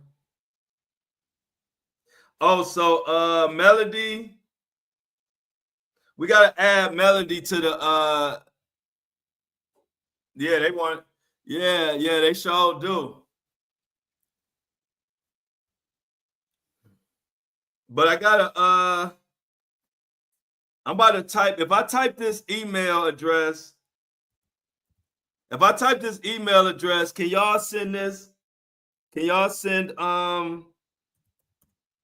Melody? Melody been trying to get in the group me for like the longest. I don't know why is it so hard to get her in there? But we're gonna try to get it right now. So I'm putting her email in the chat. Moxie.mom.e.13. Okay. E.13. Okay, Shauna or Mini Me or whoever got control. Okay, thank you, Mini Me. Yeah, add her to the group me. This is Melody. Yeah, they be going crazy, y'all. I ain't gonna lie. Well, that's her email, Shauna. So you could that's her email. So this is her email. Just add her to the group me. It's real easy. That's her email address, and add her to the group me, and then we'd be done with it. But yeah, shout out to the women. Y'all cool. I ain't mad at y'all. But it was some women doing their thing in the and I don't like an army group, Facebook group. That's why I had to get plenty of moderators. So we got to make Shauna a moderator. And anybody else in the crew that think they need to be a moderator, just all you got to do is say the word, and we will hook it up. Let me check on this Mini Me. I'm about to check on the Buzzsprout. Oh, it's all good. So let me load up Apple, Spotify real quick, y'all.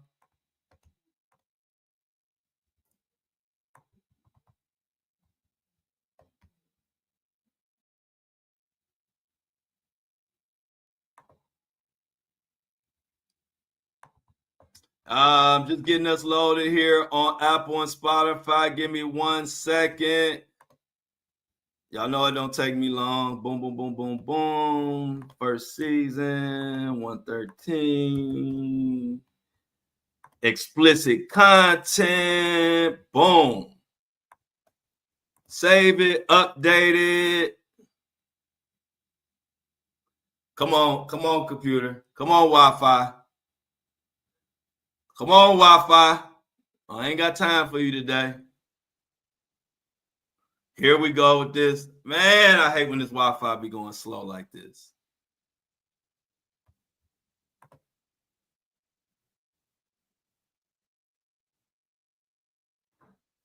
That's my commercials. Those my commercials for the podcast. How you think I got 100,000 downloads in 4 months? Let me That's my I love music. That's my marketing strategy. That's the best way. That's the best way to promote is with music.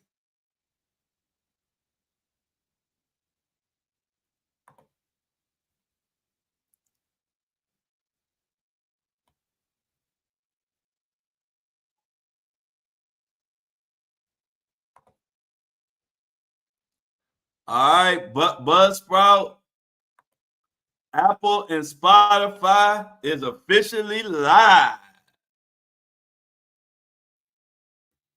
Oh yeah, that's why I told y'all. I'm scared to go on this tour.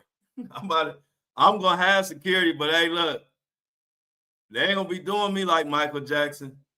They gonna be ripping my arm off.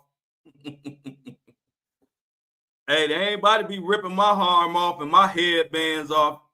I'm gonna make sure I got some good security because sometimes people could be a little aggressive. But I'm looking forward to it. Jennifer's doing a great job. Let's give Jennifer her flowers. Jennifer's doing a great job of moderating the group. Let me tell y'all, before the 100K downloads, there was like 100 people in the And I Don't Like It army. I wasn't really promoting it. It was just a little army that I started when everybody thought I was dead, when I didn't post in a couple days, and all my followers got all worried, or like all my main supporters. So I decided to make that group. So if I wanted to send a message to my group people who support me, I made that little army. But then when we announced 100,000 downloads on the podcast, And I Don't Like It army went crazy, and we damn near got like 800 people over the weekend. And so it's getting kind of crazy in the And I Don't Like It army group, and I like it. Yep, there you go, Michelle. It's all, hey, look, I wrote a song about you. Well, actually, Luther Vandross wrote a song about you, but I'm a lip sing it. Thank you for adding Melody. Melody been trying to. I think I missed Amy's message. Amy said something that I wanted to post. Oh shit, I missed this. I'm glad I went back. It's Mini Me's birthday week, y'all. It's Mini Me's birthday week. We all got to represent for Mini Me this birthday week. Appreciate that, Amy. Amy said she got me, period. But yeah, it's her birthday week. Oh, Shauna said, thank you, Shauna. Shauna said, I ain't mad at you. You know, you fine too. I'm a married woman, but I got eyes down there. Shauna, you crazy. Thank you, Shauna. That's why I need all y'all to be representing. That's why I need all y'all representing coming to these dates, because I'm gonna have security, but I need the flow security. I need the security of the people, because I don't want nobody to get harmed. But I got a feeling this tour is gonna be crazy, because we got fans everywhere, y'all. We have fans everywhere. And we got so many different groups. We got the Just Flow fans. We got the And I Don't Like It fans. And we got the Flow Show No Filter fans. Like, we got 3 different entities that are all becoming huge brands on their own, which is crazy. Like, And I Don't Like It has its own movement. The Flow Show No Filter has its own movement. Me, myself, Flow Daddy Flow I got my own movement. So when you combine all 3 of these movements into one, motherfuckers gonna be famous. That's all I'm gonna say. So I appreciate y'all. I know y'all gonna have my back. We gonna turn up for Mona this week. What day is your birthday, Mona? So we can turn up. I might pop out a little bit extra time for Mona's B-Day.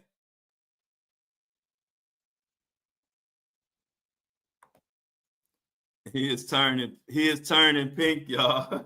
Amy, y'all are funny. Y'all are funny, but yeah, I did not know. It's kind of like the podcast. I had no clue I would get 100,000 downloads that fast. I was prepared in my mind to grind out this podcast for a couple years and let it take off then, and boom. And so that's kind of what I'm finding out about this tour. I'm always so humble in my mind and downplaying things.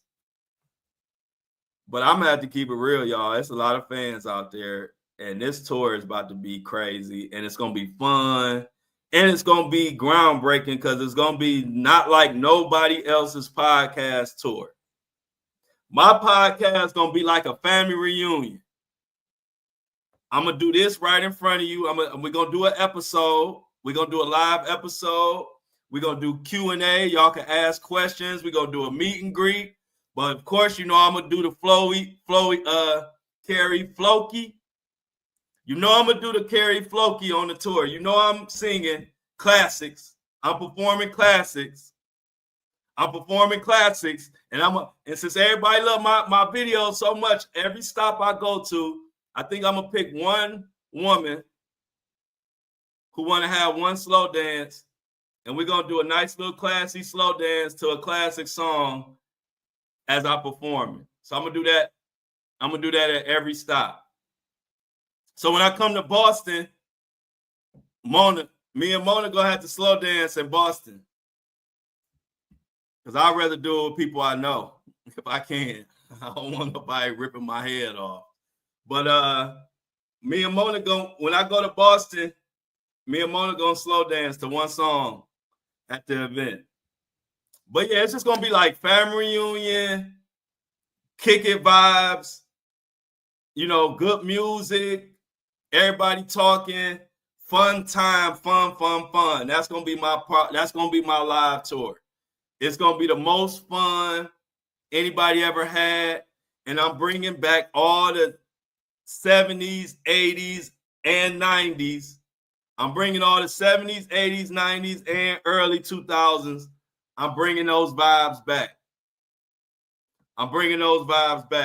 It's going to make us feel like we kicking it in the 90s again. That's my vision for this podcast, Flow Show No Filter live tour. So every city we're going to come to, we're going to have the most fun that everybody had in a long time.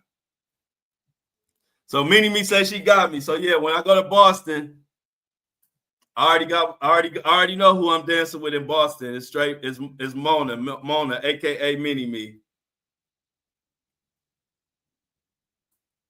Hey, look, Amy said the fights will be out of control if you do that. I am gonna do it. I gotta have. Hey, Shauna said a slow dance with a lady. We definitely need security. Oh yeah, I would definitely have security though, y'all. Do y'all think I can come to any of these cities without security? I'm not going nowhere without no security. Ain't no way. Okay, shout out to Mona's oldest brother. Happy birthday, Mini-Me's oldest brother.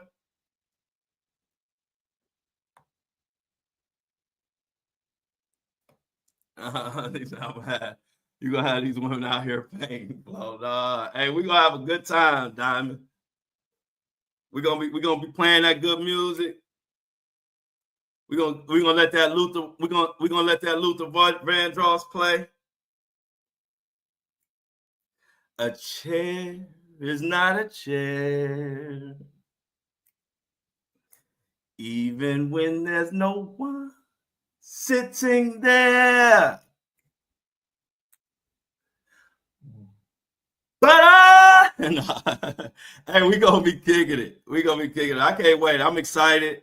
I got some big meetings. I'm reaching out to the Griot or whatever the name of that place is. I will be reaching out to them this evening, getting that locked in. So Detroit, here I come. I hope you're ready, Detroit. Oh, okay. Hold on. Who said they used to do security? Hold on. Let me go back up. Okay. Okay, Kingdom. Kingdom said, I used to do security back in the day. I got you in the shop, bro.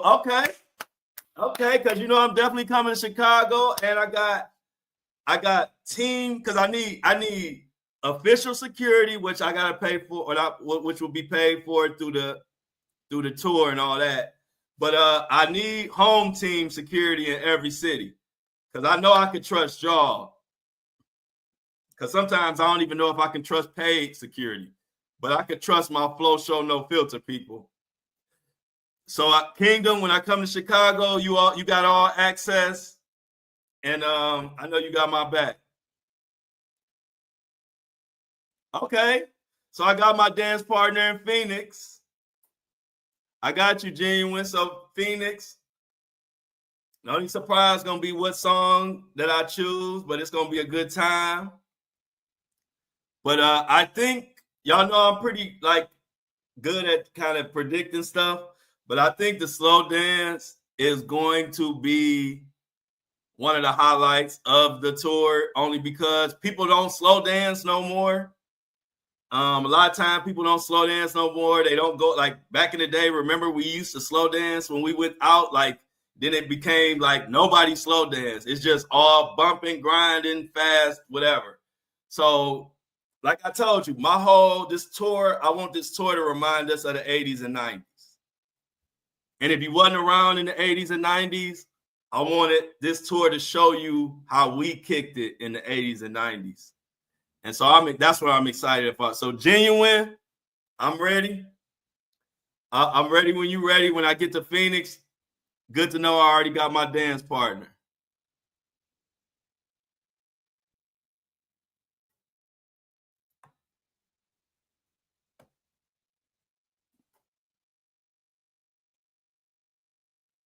Oh, perfect. Hey, look, car show for Cleveland. We coming during car show season. So everybody gonna have some fly shit on the road. Oh yeah, we gonna have, man. I told you I'm excited about this tour, y'all. I'm excited about this tour. Uh-oh. Look who made it to work, y'all. And they early. Shout out to Angela. Oh, I uploaded it, Mini Me. Thanks. I uploaded it. I told you when I went back, I said, uh-oh, it's ready to go. I uploaded it and we all ready to go. But appreciate you, Mini Me. And I like it. Me too. So yeah, this tour is about to be awesome. I will have even more information for y'all tomorrow. I'm reaching out to Griot today to get everything kind of locked in. That will be our first date. But to be honest, I think it's going to be about probably at least 20 cities, at least. It's probably at least going to be 20 cities. Because just off the top of my head, cities that I know that I pretty much probably going to have to go to is Detroit, Cleveland, Columbus, maybe Dayton, Chicago, Phoenix, Las Vegas, Los Angeles, New York, New Jersey. But I might could do New York and New Jersey in one. Florida, so we got Miami, we got Tampa, we got Atlanta, we got Charlotte, we got Greenville, we got Houston, Dallas. And that's just off the top of my head. Those are cities that I know I got a hell of people and I got to go to. But it's so many more than that. Now, this is about to be crazy. Hey, we're missing a like on the video. Hey, y'all, we're missing a like. Stop the presses. I need everybody to like this. Like this video. Share this video. This is the best podcast out of anybody podcasting. It's the Flow Show No Filter. And if any podcaster disagree, tell them to bring their ass on or let me come to their show. And we are going to see who the best podcast. You got to have them type of podcasts where people, listen, my podcast, my community, we so locked in, they don't never want me to shut up. I feel like if I was on this bitch talking for 7 hours, we would all be in this bitch still laughing and joking. That's when you know you got a good community and a good podcast. What's 12? What is 12? What's 12? Oh, 12 cities. What do 12 mean?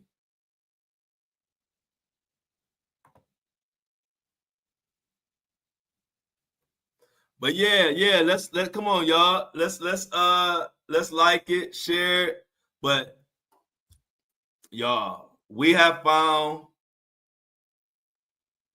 Oh, okay. Oh, yeah. Put a 12 if you like the video. Okay, if you ain't liked it, then you don't need to be putting no 12. Let's get to liking it. We are the #1 podcast, but if y'all don't realize, if we did 100,000 downloads in 4 months, imagine where we will be at a year from now, 2 years from now. But by the end of this year, we're going to be a household name in the podcast world. I'm going to tell you that now. And anybody who think they don't, and guess what? Hold on. Let me tell you something else about that. Hey, look.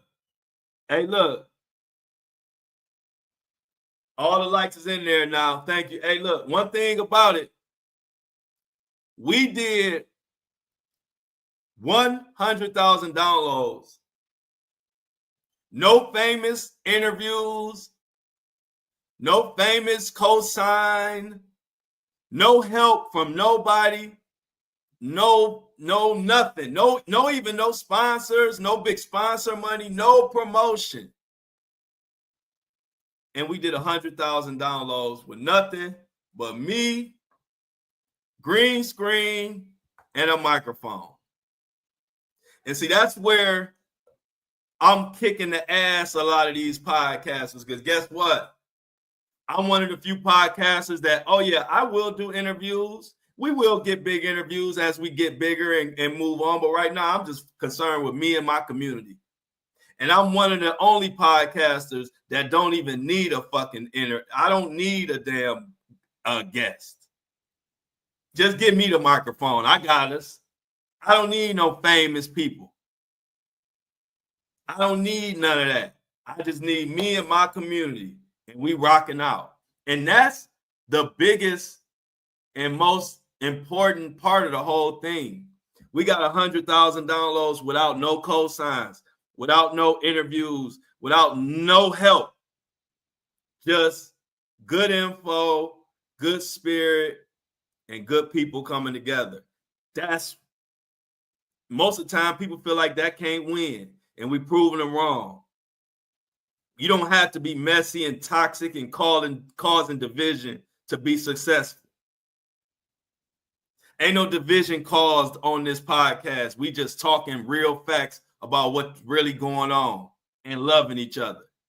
This whole movement has been led with love. And that's the difference. I've been telling my followers and supporters that I love them from day one.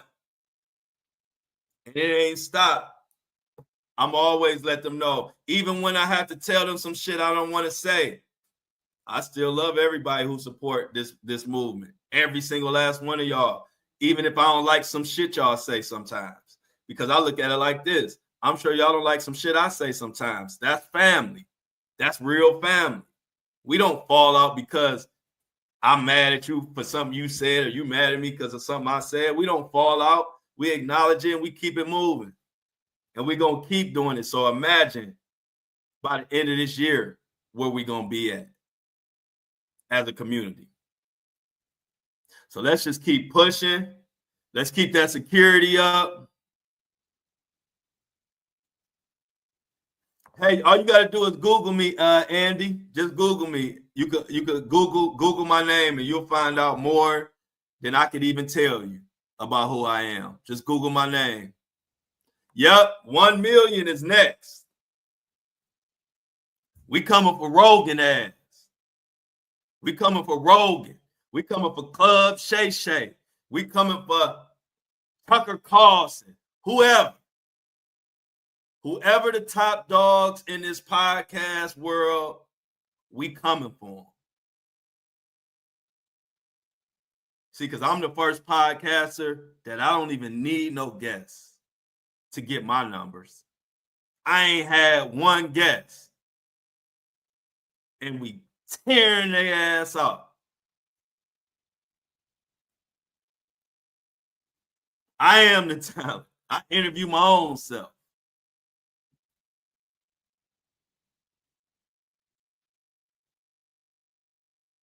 See? Check this out. Amy said, I got a shirtless host bringing a woman making trucks in Detroit. to a hairdresser who farms in South Carolina, to another young lady who has a 3-year-old who's getting in a mullet championship. He's going for the 3-year-old going for the mullet championship, and he'll be wearing Flow Show gear, representing the Flow Show. Flow Show about to win a mullet competition from a 3-year-old. It's not a more diverse group online. You're not going to find a podcast with a more diverse, more loving group than you're going to find right here. You're not. You're not. You're not going to find one. And I'm proud to say that. Because it ain't about none of that here. We don't give a damn who you are, what you got, or what you don't got. If you rocking with us and you genuine, you in.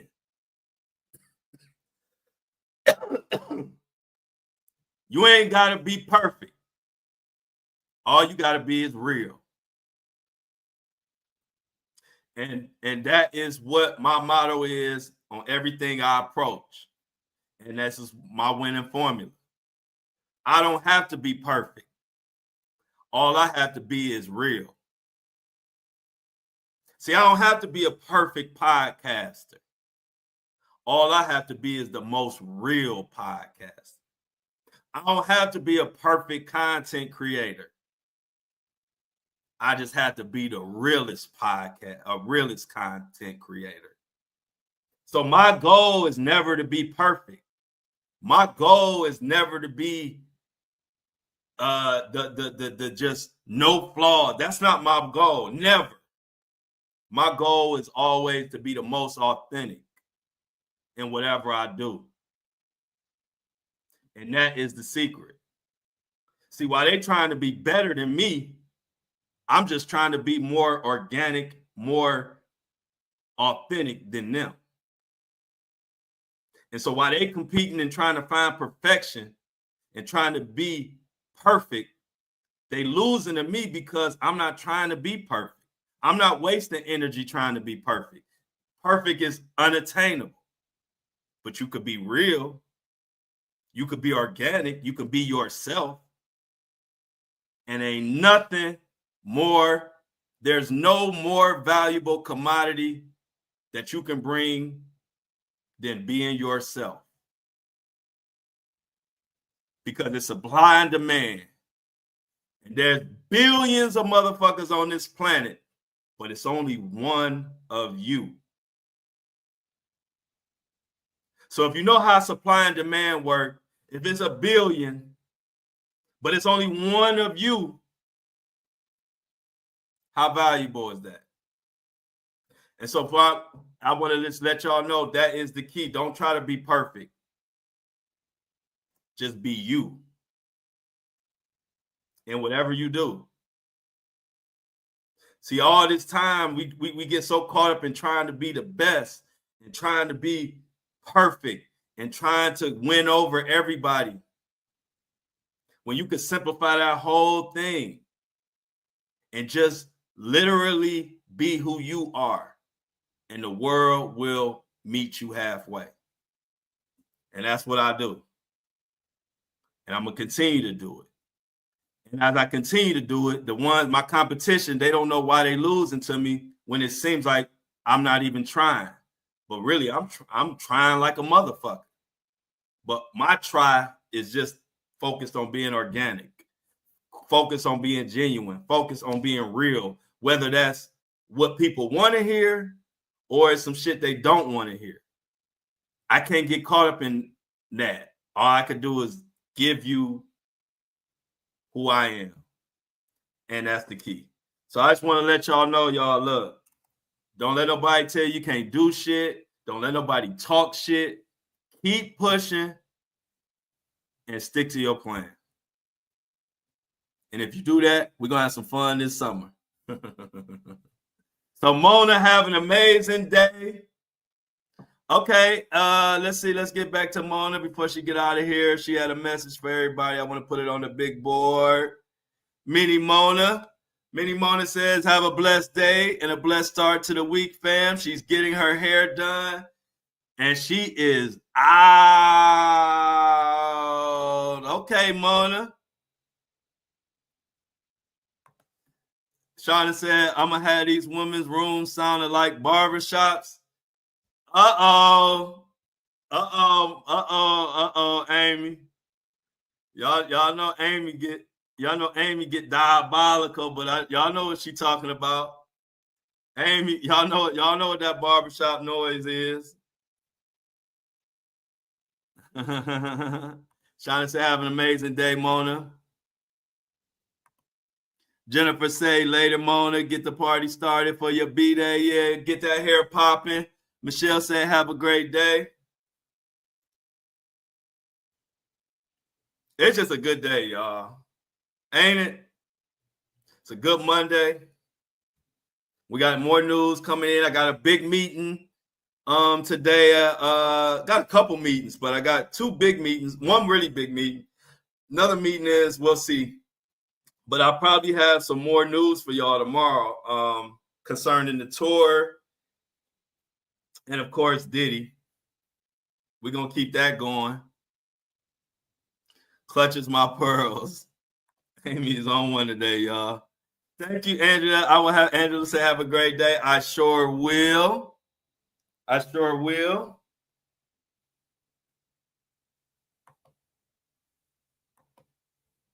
I sure will. Everybody, have a good one yourself. Looks like we got all the likes. Everybody's accounted for.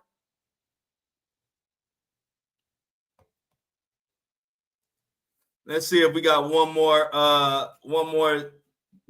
thing that I forgot to mention. Definitely join the group. Join the And I Don't Like It Army on Facebook, please. It's a good group, and we on there getting everything together, getting the tour together. Right now, main thing is we getting everything together for this tour. I think I'm even going to end up in Sydney, Australia. I have a hell of a following in Australia. I got a hell of a following in the UK. So I don't know if any of y'all are able to go like out of the country, but on one of those out of the country events, of course, we'll know way ahead, but I'm definitely going to the UK. And I'll probably end up going to Australia too. So anybody that might want to go overseas, I'll let y'all know. But I think the Browns play in London. The Browns play in London. And when I find out when the Browns play in London this year, I'm going to coordinate a tour stop in London. So I'm gonna try to go to London when my Browns play when they play in London. So I'll keep y'all posted on that. But Flow Show No Filter will be going out of the country, and two places for sure will be Australia and the UK. I got so many fans, like a lot of fans in Australia and in UK. So you added me to it. Oh, okay, y'all talking about something else. But yeah, so look, we got the next big thing is the tour, y'all. Like this is what we're gonna gear up for. We're gonna hustle. This tour is gonna be the thing that it's gonna be groundbreaking. It's gonna be like no other podcast live tour. It's not even gonna be nothing you can compare it to. So just like everything else we do, we're gonna kick ass and take names and do our thing. Oh yeah, of course. You know I got merchandise, Michelle. You know I'm gonna have merchandise. You know I'm gonna have tour. You know I'm gonna have tour merch. That's 100%. I'm already designing the tour merch.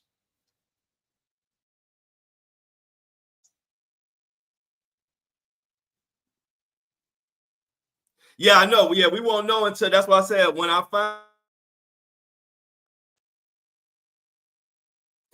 find out, that's when I'm gonna let everybody know. We won't know until they release the schedule. I just know we plan. I just know the Browns are playing in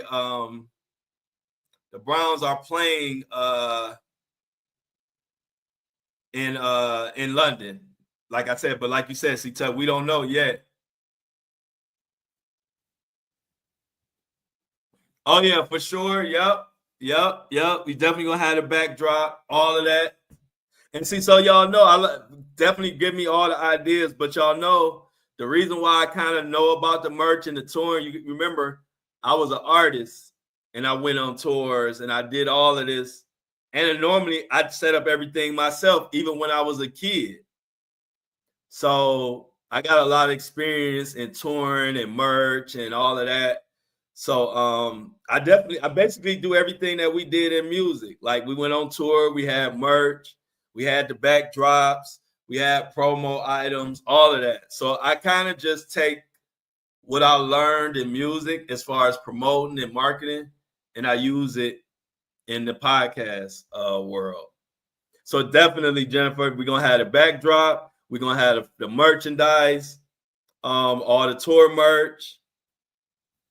That's a lot of this stuff that we talking about is what I got meetings for today with people.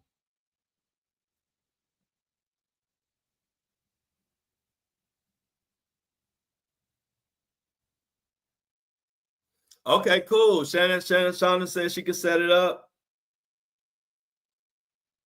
Yep, that's a good idea. I love that idea. Shauna said she'll be able to set it up. I appreciate that. And that's a good idea, Michelle, to have people sign yeah, to have it like yeah, you know I'm gonna have that see, that's what I'm saying. Like that's a lot of stuff that we did in like the 80s and 90s that we're gonna do on this tour that a lot of people don't do. Like they don't even have like the little things you can sign for autographs, the little picture that they used to have on tours and stuff like that.